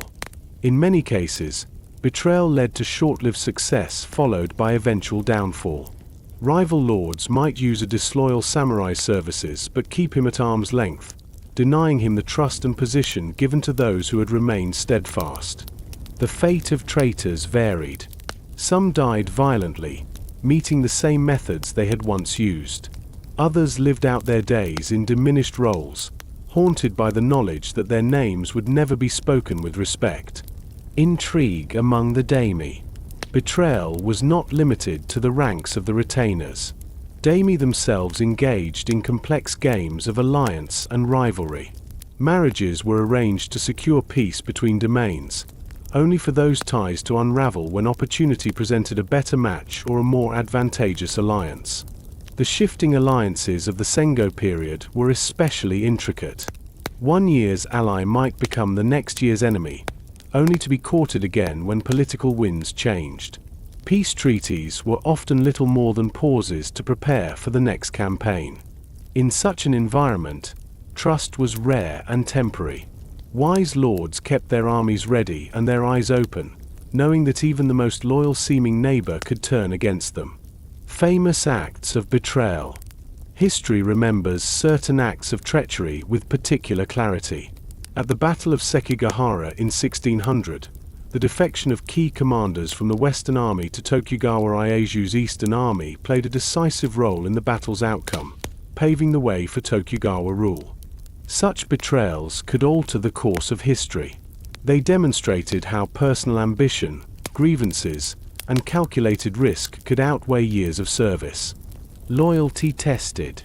Not all intrigue ended in betrayal. Some samurai faced immense pressure to turn against their lords and refused, enduring loss and hardship rather than break their vows. These stories, though less sensational than treachery, were celebrated as examples of true Bushido. The existence of betrayal, however, gave added weight to these acts of loyalty. A samurai who remained steadfast in an age of shifting allegiances stood out all the more for his constancy. The shadow's place in the warrior's world. Intrigue and betrayal were uncomfortable truths in the samurai's world. They revealed the gap between the ideal of unwavering loyalty and the reality of political life. For every tale of devotion, there was a counterpoint, a reminder that ambition, fear, and survival could pull even the most disciplined warrior from his path. Understanding this duality does not diminish the samurai ideal, it sharpens it.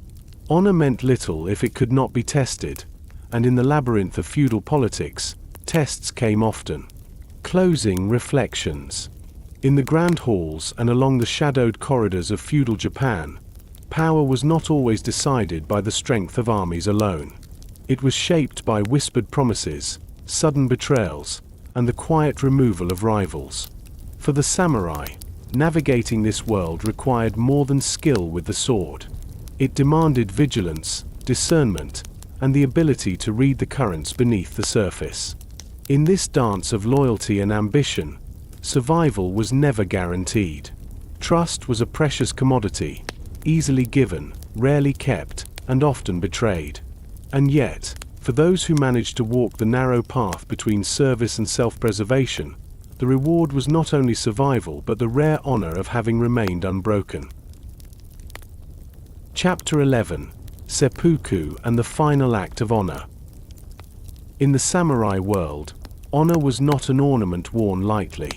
It was the core of a warrior's identity, a treasure more valuable than life itself. To lose it was to lose the very reason for existence. And when a samurai's honor was threatened beyond repair, there remained one final path to reclaim it. Seppuku, the ritual of self-inflicted death. Seppuku was not an act of desperation in the way outsiders might imagine. It was deliberate, ceremonial, and steeped in meaning. For centuries, it served as the ultimate expression of loyalty, courage, and personal accountability. Origins and purpose. The roots of seppuku stretch back to the earliest days of the warrior class. In its simplest form, it was a way to avoid capture in battle. A samurai who fell into enemy hands risked torture, humiliation, and the forced betrayal of his lord. By taking his own life, he denied his enemies the victory of subjugation and kept his loyalty intact even in defeat. Over time, Seppuku evolved into a formalized act not only for battlefield situations but as a means of atonement for failure, disobedience, or dishonor. In certain cases, it was ordered by a lord or by the shogunate as an alternative to execution, allowing the condemned to die with dignity rather than as a common criminal. The act also became a way for a samurai to make a final statement, a clear message that his honor remained intact, or that his loyalty was unwavering even in death. Voluntary and ordered seppuku. Not all seppuku was voluntary. In many cases, it was commanded by one's superiors. When a lord or the government issued such an order, it was both a punishment and a form of mercy. The samurai could prepare himself, compose his thoughts, and die in a controlled, dignified way, rather than face a public execution. Voluntary seppuku was more personal. A warrior might choose it after a disastrous defeat, the loss of his lord, or a grievous mistake that could not be undone. By ending his own life, he could protect his family's standing and prevent the confiscation of their lands or titles. The setting and preparation. The environment in which seppuku took place was as carefully arranged as any formal ceremony. The chosen space was quiet and clean, often within the samurai's home or a secluded room provided by his lord. Tatami mats were laid, incense might be burned, and a low table could hold writing materials for the warrior's final poem. Witnesses were present, representatives of the lord, fellow samurai, sometimes even friends or family. Their role was to confirm that the act was carried out according to custom, ensuring that the death was honorable. The samurai wore a white kimono, a color of purity and death in Japanese tradition. His hair was neatly arranged. A small meal might be taken beforehand, though appetite was often absent. The death poem. One of the most distinctive elements of seppuku was the jisei, or death poem. In a few carefully chosen lines, the samurai expressed his state of mind, his acceptance of fate, and his final reflection on life. These poems often drew on nature, the falling of cherry blossoms, the flowing of a river, to symbolize the transient beauty of existence. Composing the jisei was as much a part of the ritual as the act itself. It was the last message the samurai would leave to the world, a distillation of his life and beliefs. The act itself. Traditionally, seppuku was performed with a short blade, such as a wakizashi or a specialized dagger. The samurai knelt on the tatami, the blade before him. In the formal method, he opened his kimono, grasped the weapon with both hands, and made a deep cut across the abdomen, sometimes followed by an upward cut. This was a mortal wound, but not always instantly fatal. To ensure that the samurai did not suffer excessively, a second person, the kaishakunin, stood ready behind him. The kaishakunin's role was to perform kaishaku, the swift beheading that ended the samurai's life once the abdominal cut was made. Choosing a kaishakunin was a matter of great importance. Often it was a close friend or trusted comrade, someone who could be relied upon to act with precision and compassion. A poorly executed kaishaku was considered deeply shameful, as it prolonged the suffering of the dying man. In some later periods, the act of cutting the abdomen was abbreviated. The samurai might make only a token gesture toward the cut before the kaishakunin struck, preserving the spirit of the ritual while sparing unnecessary agony. Witness and dignity. The presence of witnesses ensured that the act was beyond dispute. They recorded the details, the manner of the samurai, the quality of his final words, the precision of the kaishaku. These accounts could become part of the family's history, a testament to the warrior's composure and resolve. For those watching, it was a sobering reminder of the weight carried by the samurai's code. Seppuku was not undertaken lightly, and to see it performed left an indelible mark. Notable instances. Japanese history records many famous acts of seppuku. Minamoto no Uemasa, facing defeat in 1180, chose the ritual rather than be captured. General Nogi Meishuk, in the early 20th century, committed seppuku following the death of Emperor Meiji, in a final gesture of loyalty. Perhaps the most famous collective act was that of the 47 Renin in 1703. After avenging their lord's death, these masterless samurai surrendered to the authorities and were ordered to commit seppuku. Their calm acceptance of the sentence elevated their story into one of Japan's most enduring legends of loyalty. The decline of the practice. By the late 19th century, as Japan modernized, seppuku became increasingly rare. The new government, seeking to align with Western legal and military standards, discouraged the practice. In 1873, it was officially abolished as a legal punishment. Yet even after its formal end, seppuku retained symbolic power. On rare occasions, individuals in the modern era invoked it as a statement of protest or principle, though such acts were no longer sanctioned or expected. Cultural meaning and legacy.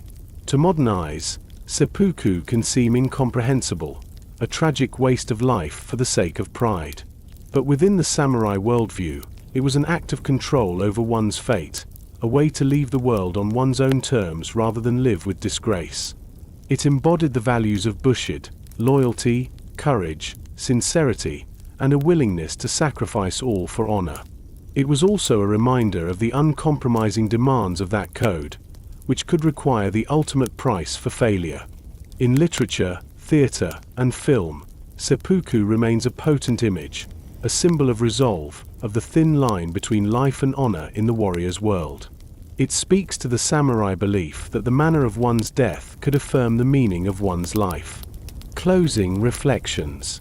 Seppuku was both an ending and a statement, an act that fused discipline, symbolism, and finality. It required the same precision as a duel, the same composure as a formal audience, and the same acceptance of mortality that defined the samurai from youth.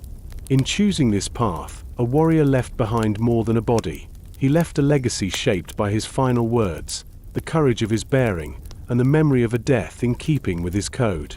For the samurai, to face the blade with steady hands was to declare, even at the end, that honor endured beyond the reach of death. Chapter 12.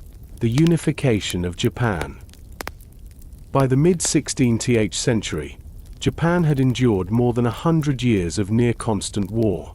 The Sengo Jidai, the age of the country at war, had fractured the land into dozens of competing domains, each ruled by ambitious daimyo. For the samurai, it was an era of opportunity and danger in equal measure. Skill on the battlefield could lift a man from obscurity to prominence, but loyalty was a fragile currency, and defeat could erase even the most illustrious name. From this storm of rivalry and shifting alliances emerged three figures who would, in succession, bring the warring nation under single rule: Oda Nobunaga, Toyotomi Hideyoshi, and Tokugawa Ieyasu. Their rise reshaped the samurai world, ending centuries of feudal chaos and creating a new political order that would endure for more than 200 years. Oda Nobunaga, the relentless reformer. Nobunaga's ascent began in the Owari province, where he inherited leadership of a modest domain.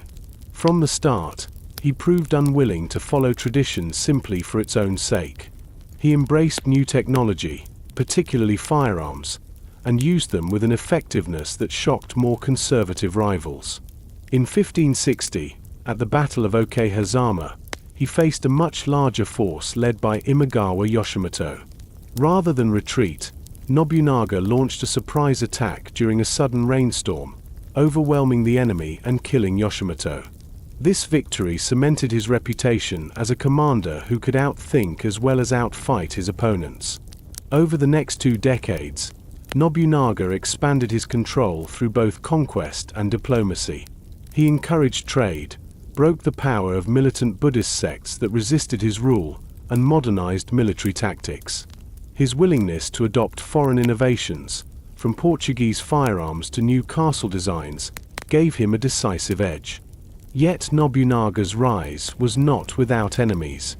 In 1582, while staying at the Honji Temple in Kyoto, he was betrayed by one of his own generals, Akechi Mitsuhide. Surrounded and facing certain death, Nobunaga chose to take his own life rather than be captured. His sudden end left the task of unification unfinished. Toyotomi Hideyoshi, the master strategist. Hideyoshi, once a low-born foot soldier in Nobunaga's army, rose to prominence through his skill, charisma, and tireless ambition. After Nobunaga's death, he moved swiftly to avenge his master, defeating Mitsuhide at the Battle of Yamazaki.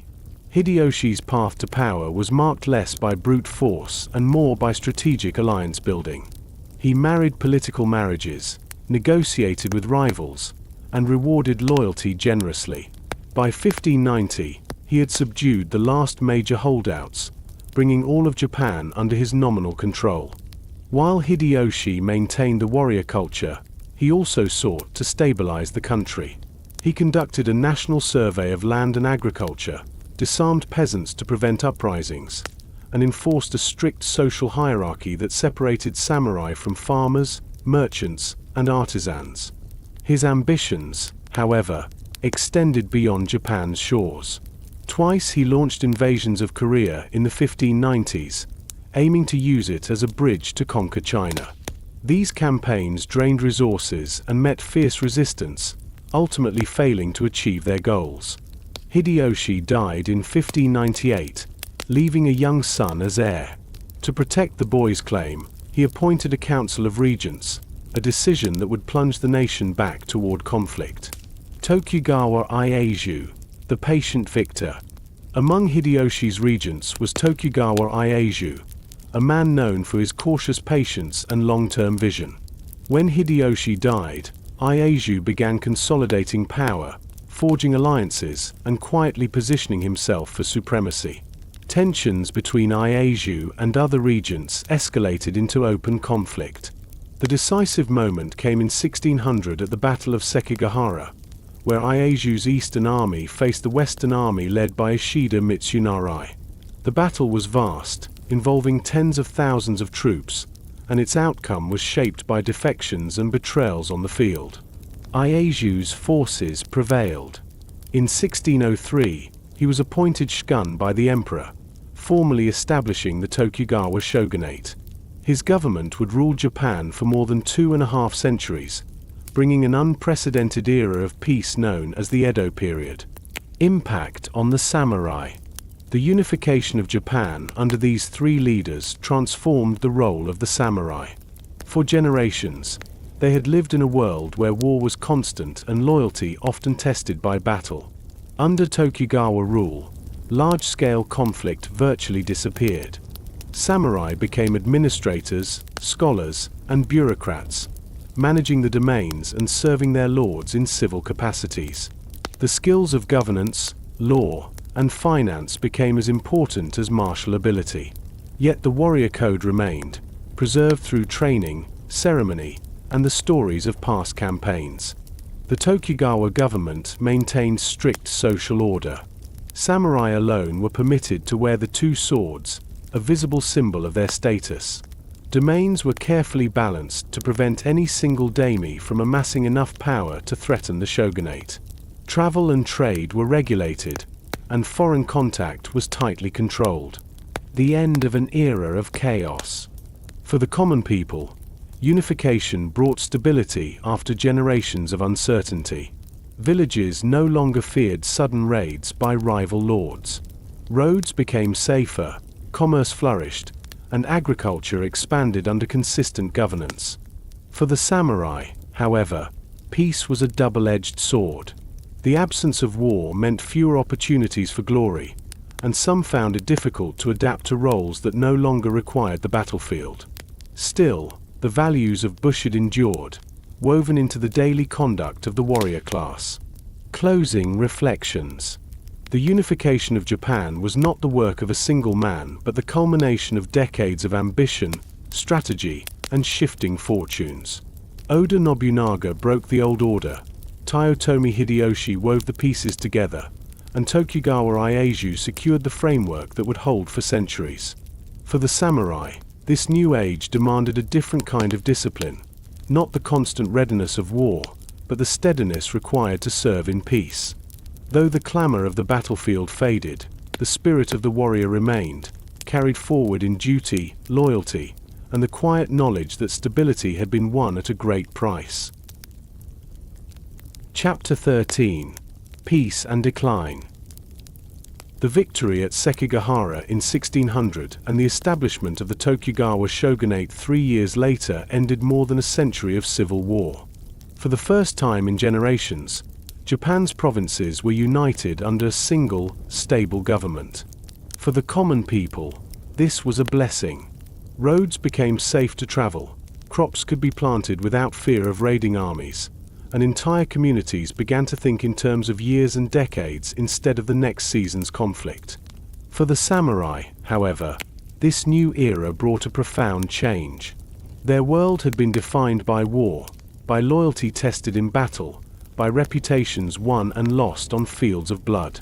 In the peace of the Tokugawa era, those defining experiences became rare, and with their absence came a gradual transformation of the samurai's place in society. From warrior to administrator. In the absence of constant warfare, the shogunate turned the samurai into the administrators of the new order. Many became magistrates, tax overseers, police officials, or advisors in their domains. Others were assigned to maintain records, manage storehouses, or serve in the Lord's court as ceremonial guards. The skills needed for these roles were different from those of the battlefield. Literacy, arithmetic, and legal knowledge became just as important as swordsmanship. This was not a rejection of the martial tradition, but a recognition that governing a peaceful country required different tools. Young samurai were still trained in the martial arts, kenjutsu, archery, horsemanship, but they also studied Confucian philosophy, history, and the etiquette of court life. The code of Bushido remained central to their education, even if its battlefield applications were seldom tested. Economic pressures. Despite their elevated status, many samurai faced financial difficulties during the long peace. Stipends were paid in rice, fixed by tradition and often insufficient to meet the rising costs of living in a growing economy. Merchants, technically below samurai in the social hierarchy, grew wealthy through trade and industry, sometimes surpassing their supposed superiors in material comfort. Samurai were forbidden from engaging in commerce, leaving them reliant on their stipends or on the generosity of their lords. Debts became common. Some samurai were forced to sell heirlooms or pawn swords to make ends meet. In extreme cases, they left service altogether, becoming RNin, masterless warriors, who sought work as guards, mercenaries, or teachers of martial arts. The role of ceremony and status. With fewer opportunities for battlefield glory, the display of rank and refinement took on new importance. Wearing the daish, the paired long and short swords, remained a privilege of the samurai class, a visible reminder of their heritage. Public ceremonies reinforced the social order. Samurai participated in processions, guard duties, and formal audiences.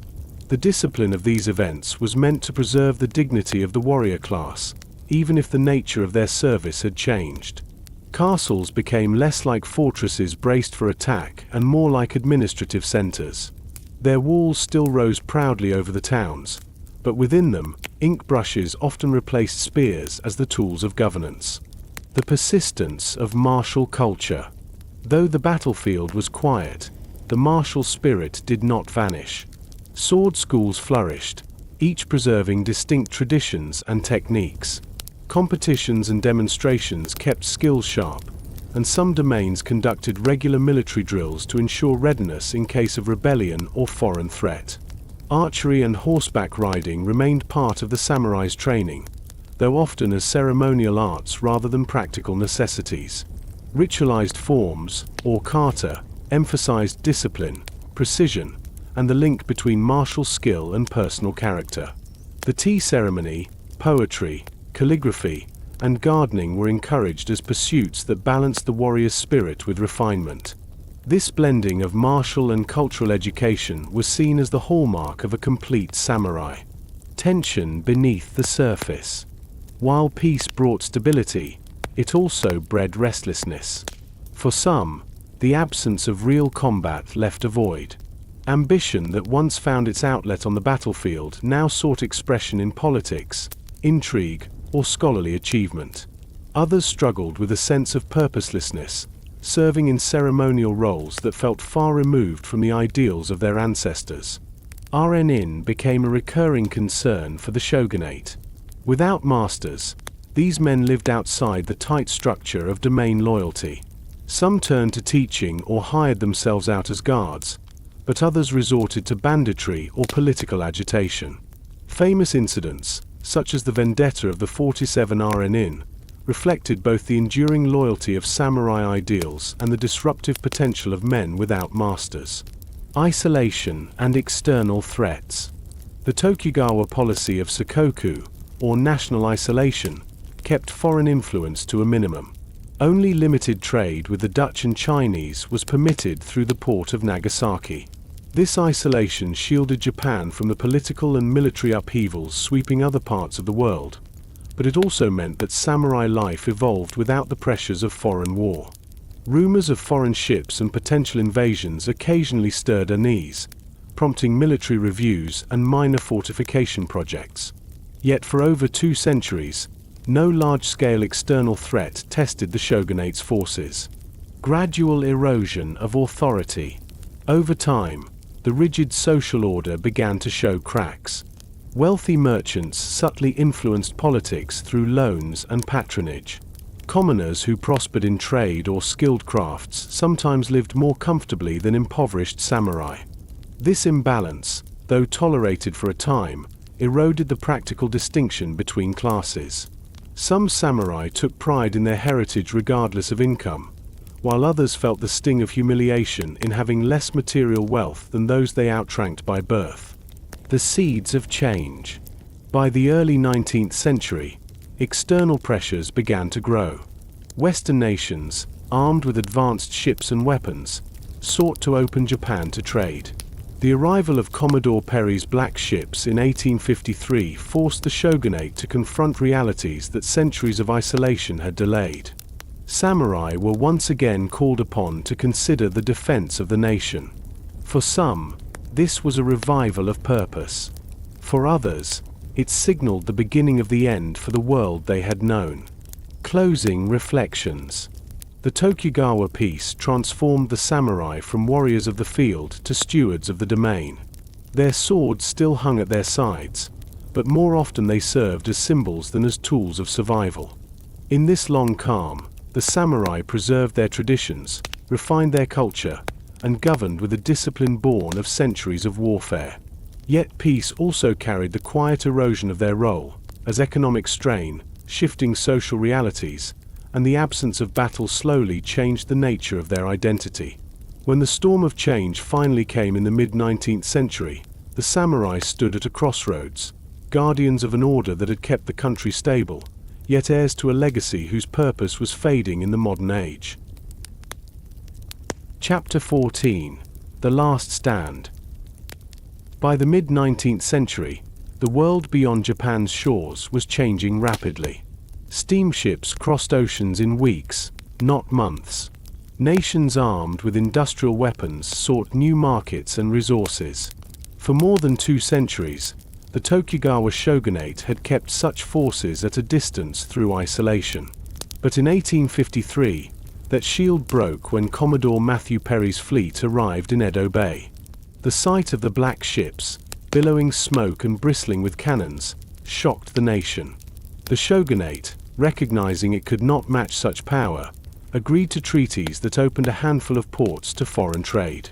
While pragmatic, these concessions exposed the weakness of a government long unused to foreign threats. For the samurai, the intrusion of the West was both an outrage and a challenge. Some saw the arrival of foreign powers as an insult to Japan's sovereignty that had to be answered with force. Others understood that modernization was the only way to preserve the nation's independence. This divide would prove decisive in the years ahead. The Meiji Restoration.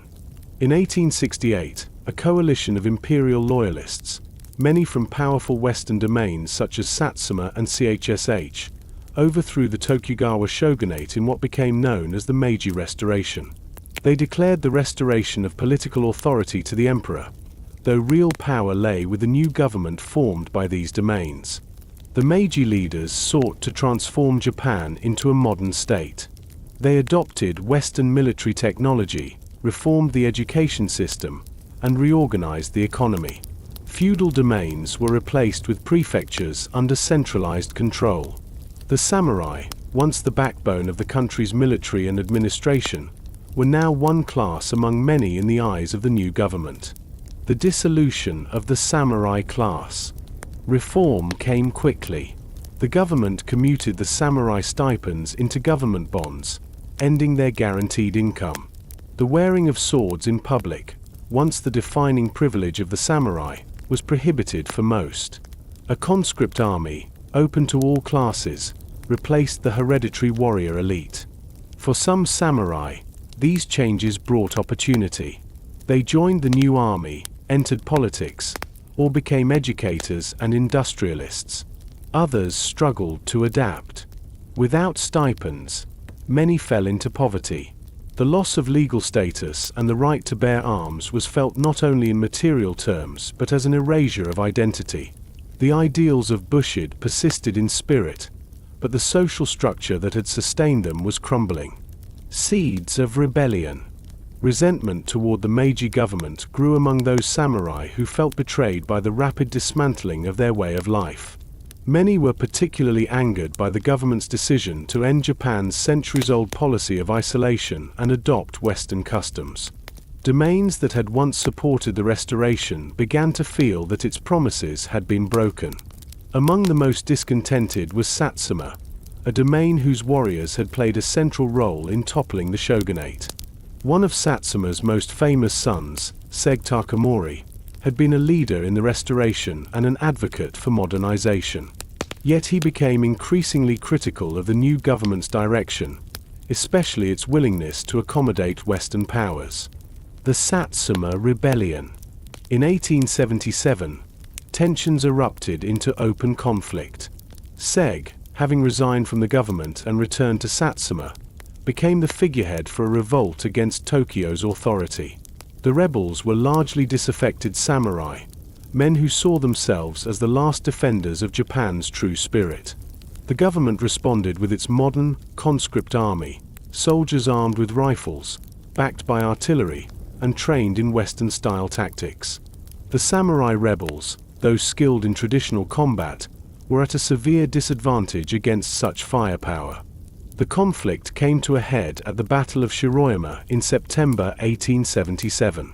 Seg and his remaining followers, vastly outnumbered and outgunned, held the high ground against government forces.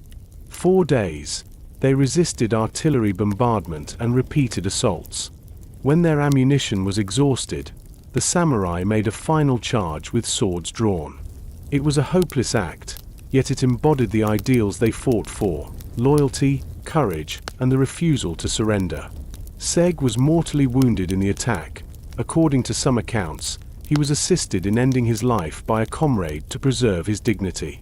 The defeat at Shiroyama ended the last major armed resistance of the samurai era. The symbolism of the end.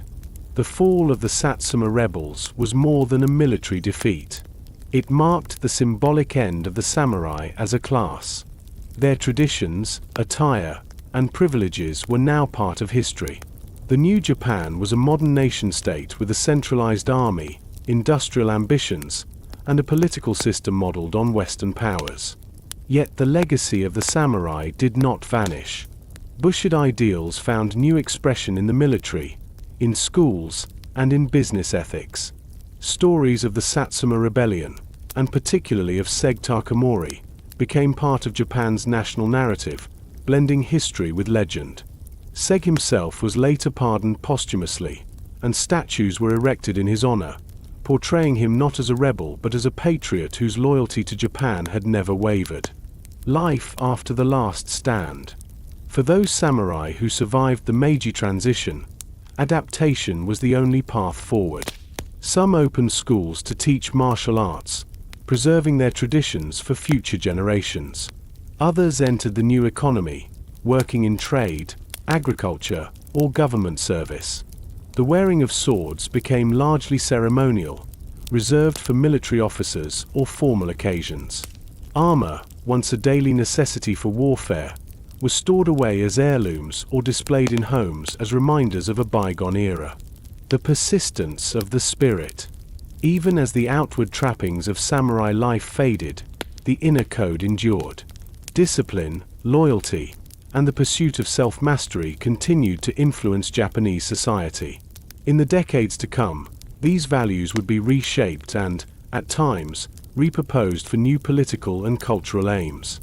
In literature, theater, and later cinema, the image of the samurai, steadfast, skilled, and bound by honor, became an enduring symbol. For many, the memory of their last stand was not a story of defeat, but a testament to the depth of conviction a warrior could hold. Closing reflections. The last stand of the samurai was not fought only with swords on the slopes of Shiroyama. It was also waged in the hearts of those who tried to reconcile centuries of tradition with the demands of a modern world. Their final battles were acts of defiance against the inevitable, yet in them lay the same qualities that had defined the samurai for generations: steadfast loyalty, unwavering courage, and the willingness to meet fate on their own terms. When the guns fell silent, Japan stepped fully into a new era. The age of the samurai was over, but the spirit they carried remained, etched into the nation's memory like the tempered steel of a well-forged blade. Chapter 15: Legacy of the Samurai. When the last swords were sheathed and the banners of the samurai lowered for the final time, Japan stepped into a new age. Railways spread across the countryside, factories rose where rice paddies once stood, and the hum of modern industry replaced the drumbeats of war. Yet even as the nation transformed, the samurai refused to vanish entirely. Their armor might be stored in museums, their swords handed down as heirlooms, but their spirit, their ideals, discipline, and image continued to shape Japan in ways both visible and unseen. The survival of Bushido. The Meiji government, though it dismantled the samurai as a class, recognized the value of the principles they embodied. Bushido, refined over centuries, was reframed for a new age. In the military, it became a moral compass for the conscript army, teaching soldiers that service to the nation was the highest calling. In schools, it was introduced as part of moral education, encouraging discipline, loyalty, and respect for authority. Business leaders, too, found inspiration in the warrior's code. The emphasis on honor, reliability, and dedication to duty influenced corporate culture, where lifelong employment and loyalty to one's company echoed the bond between samurai and lord.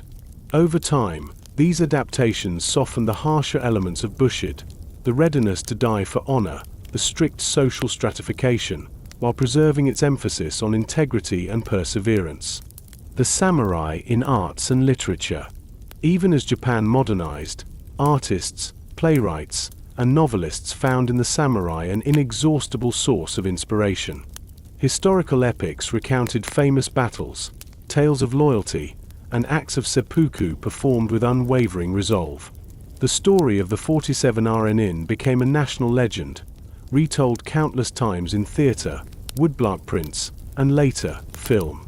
These portrayals were not always literal history.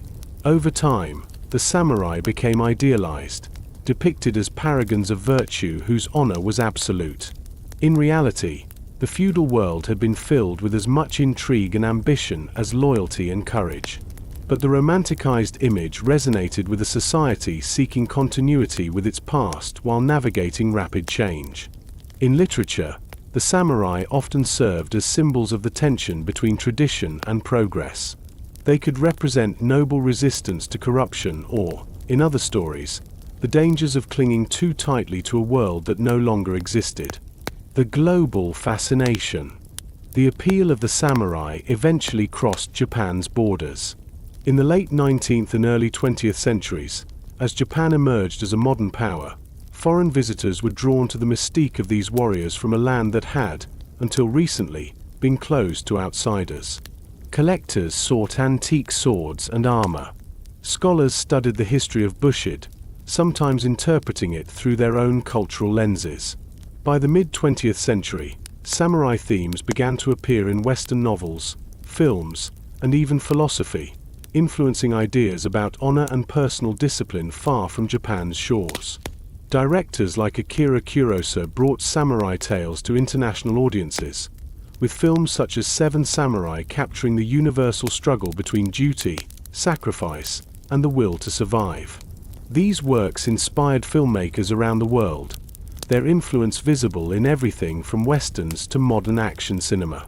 Martial arts and the samurai heritage. Martial arts became one of the most enduring vehicles for preserving the samurai's physical traditions. Schools of kenjutsu, swordsmanship, evolved into modern kendo, practiced with bamboo swords and protective armor. The naginata, once a battlefield weapon, found a place in martial training, especially among women, maintaining its historical association with the defense of the home. Judo, aikido, and other disciplines, while developed later, carried forward the samurai emphasis on balance, control, and respect for the opponent. Training halls became spaces where the old values were passed down, even as the techniques adapted to a peaceful society. These arts ensured that the physical discipline of the warrior did not fade entirely, and for many practitioners, the dojo became a link to a past where every movement could mean life or death. Symbols in the modern world. Certain elements of samurai culture remain instantly recognizable. The daish, the paired swords, still stands as the emblem of the warrior. The kabuto helmet, with its sweeping crest, adorns festival displays, and the armor, with its lacquered plates and silk cords, is both a work of art and a reminder of a more dangerous time. In modern Japan, Children's Day is celebrated each May with displays that often include miniature samurai armor or helmets, meant to inspire strength and perseverance in the young.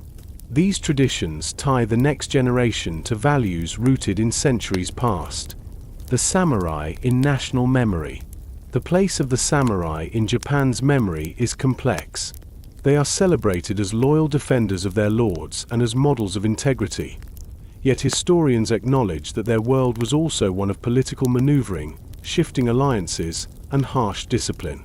The modern retelling of their history often emphasizes the moral ideals over the messier realities. This selective remembrance has allowed the samurai to remain symbols of unity, endurance, and cultural pride, even as Japan continues to evolve. Echoes in contemporary culture. Today, the samurai appear not only in historical study but in popular media, anime, manga, video games, and novels. Some works strive for historical accuracy, portraying the daily life, politics, and philosophy of the samurai with care. Others reimagine them in fantastical settings, blending history with legend to explore universal themes of loyalty, sacrifice, and justice. In this way, the samurai continue to live in the public imagination, adapting to each era without losing their essential identity. The enduring lessons. Beyond the swords, armor, and stories lies the deeper legacy, the idea that a life should be guided by principle. The samurai remind us that skill alone is not enough without discipline, that loyalty must be balanced with judgment, and that honor is measured by more than victory. In the modern world, these lessons resonate in different ways. For some, they inspire personal discipline in work, study, or art. For others, they offer a moral compass in moments of choice, a reminder to act with integrity even when it is costly. Closing reflections.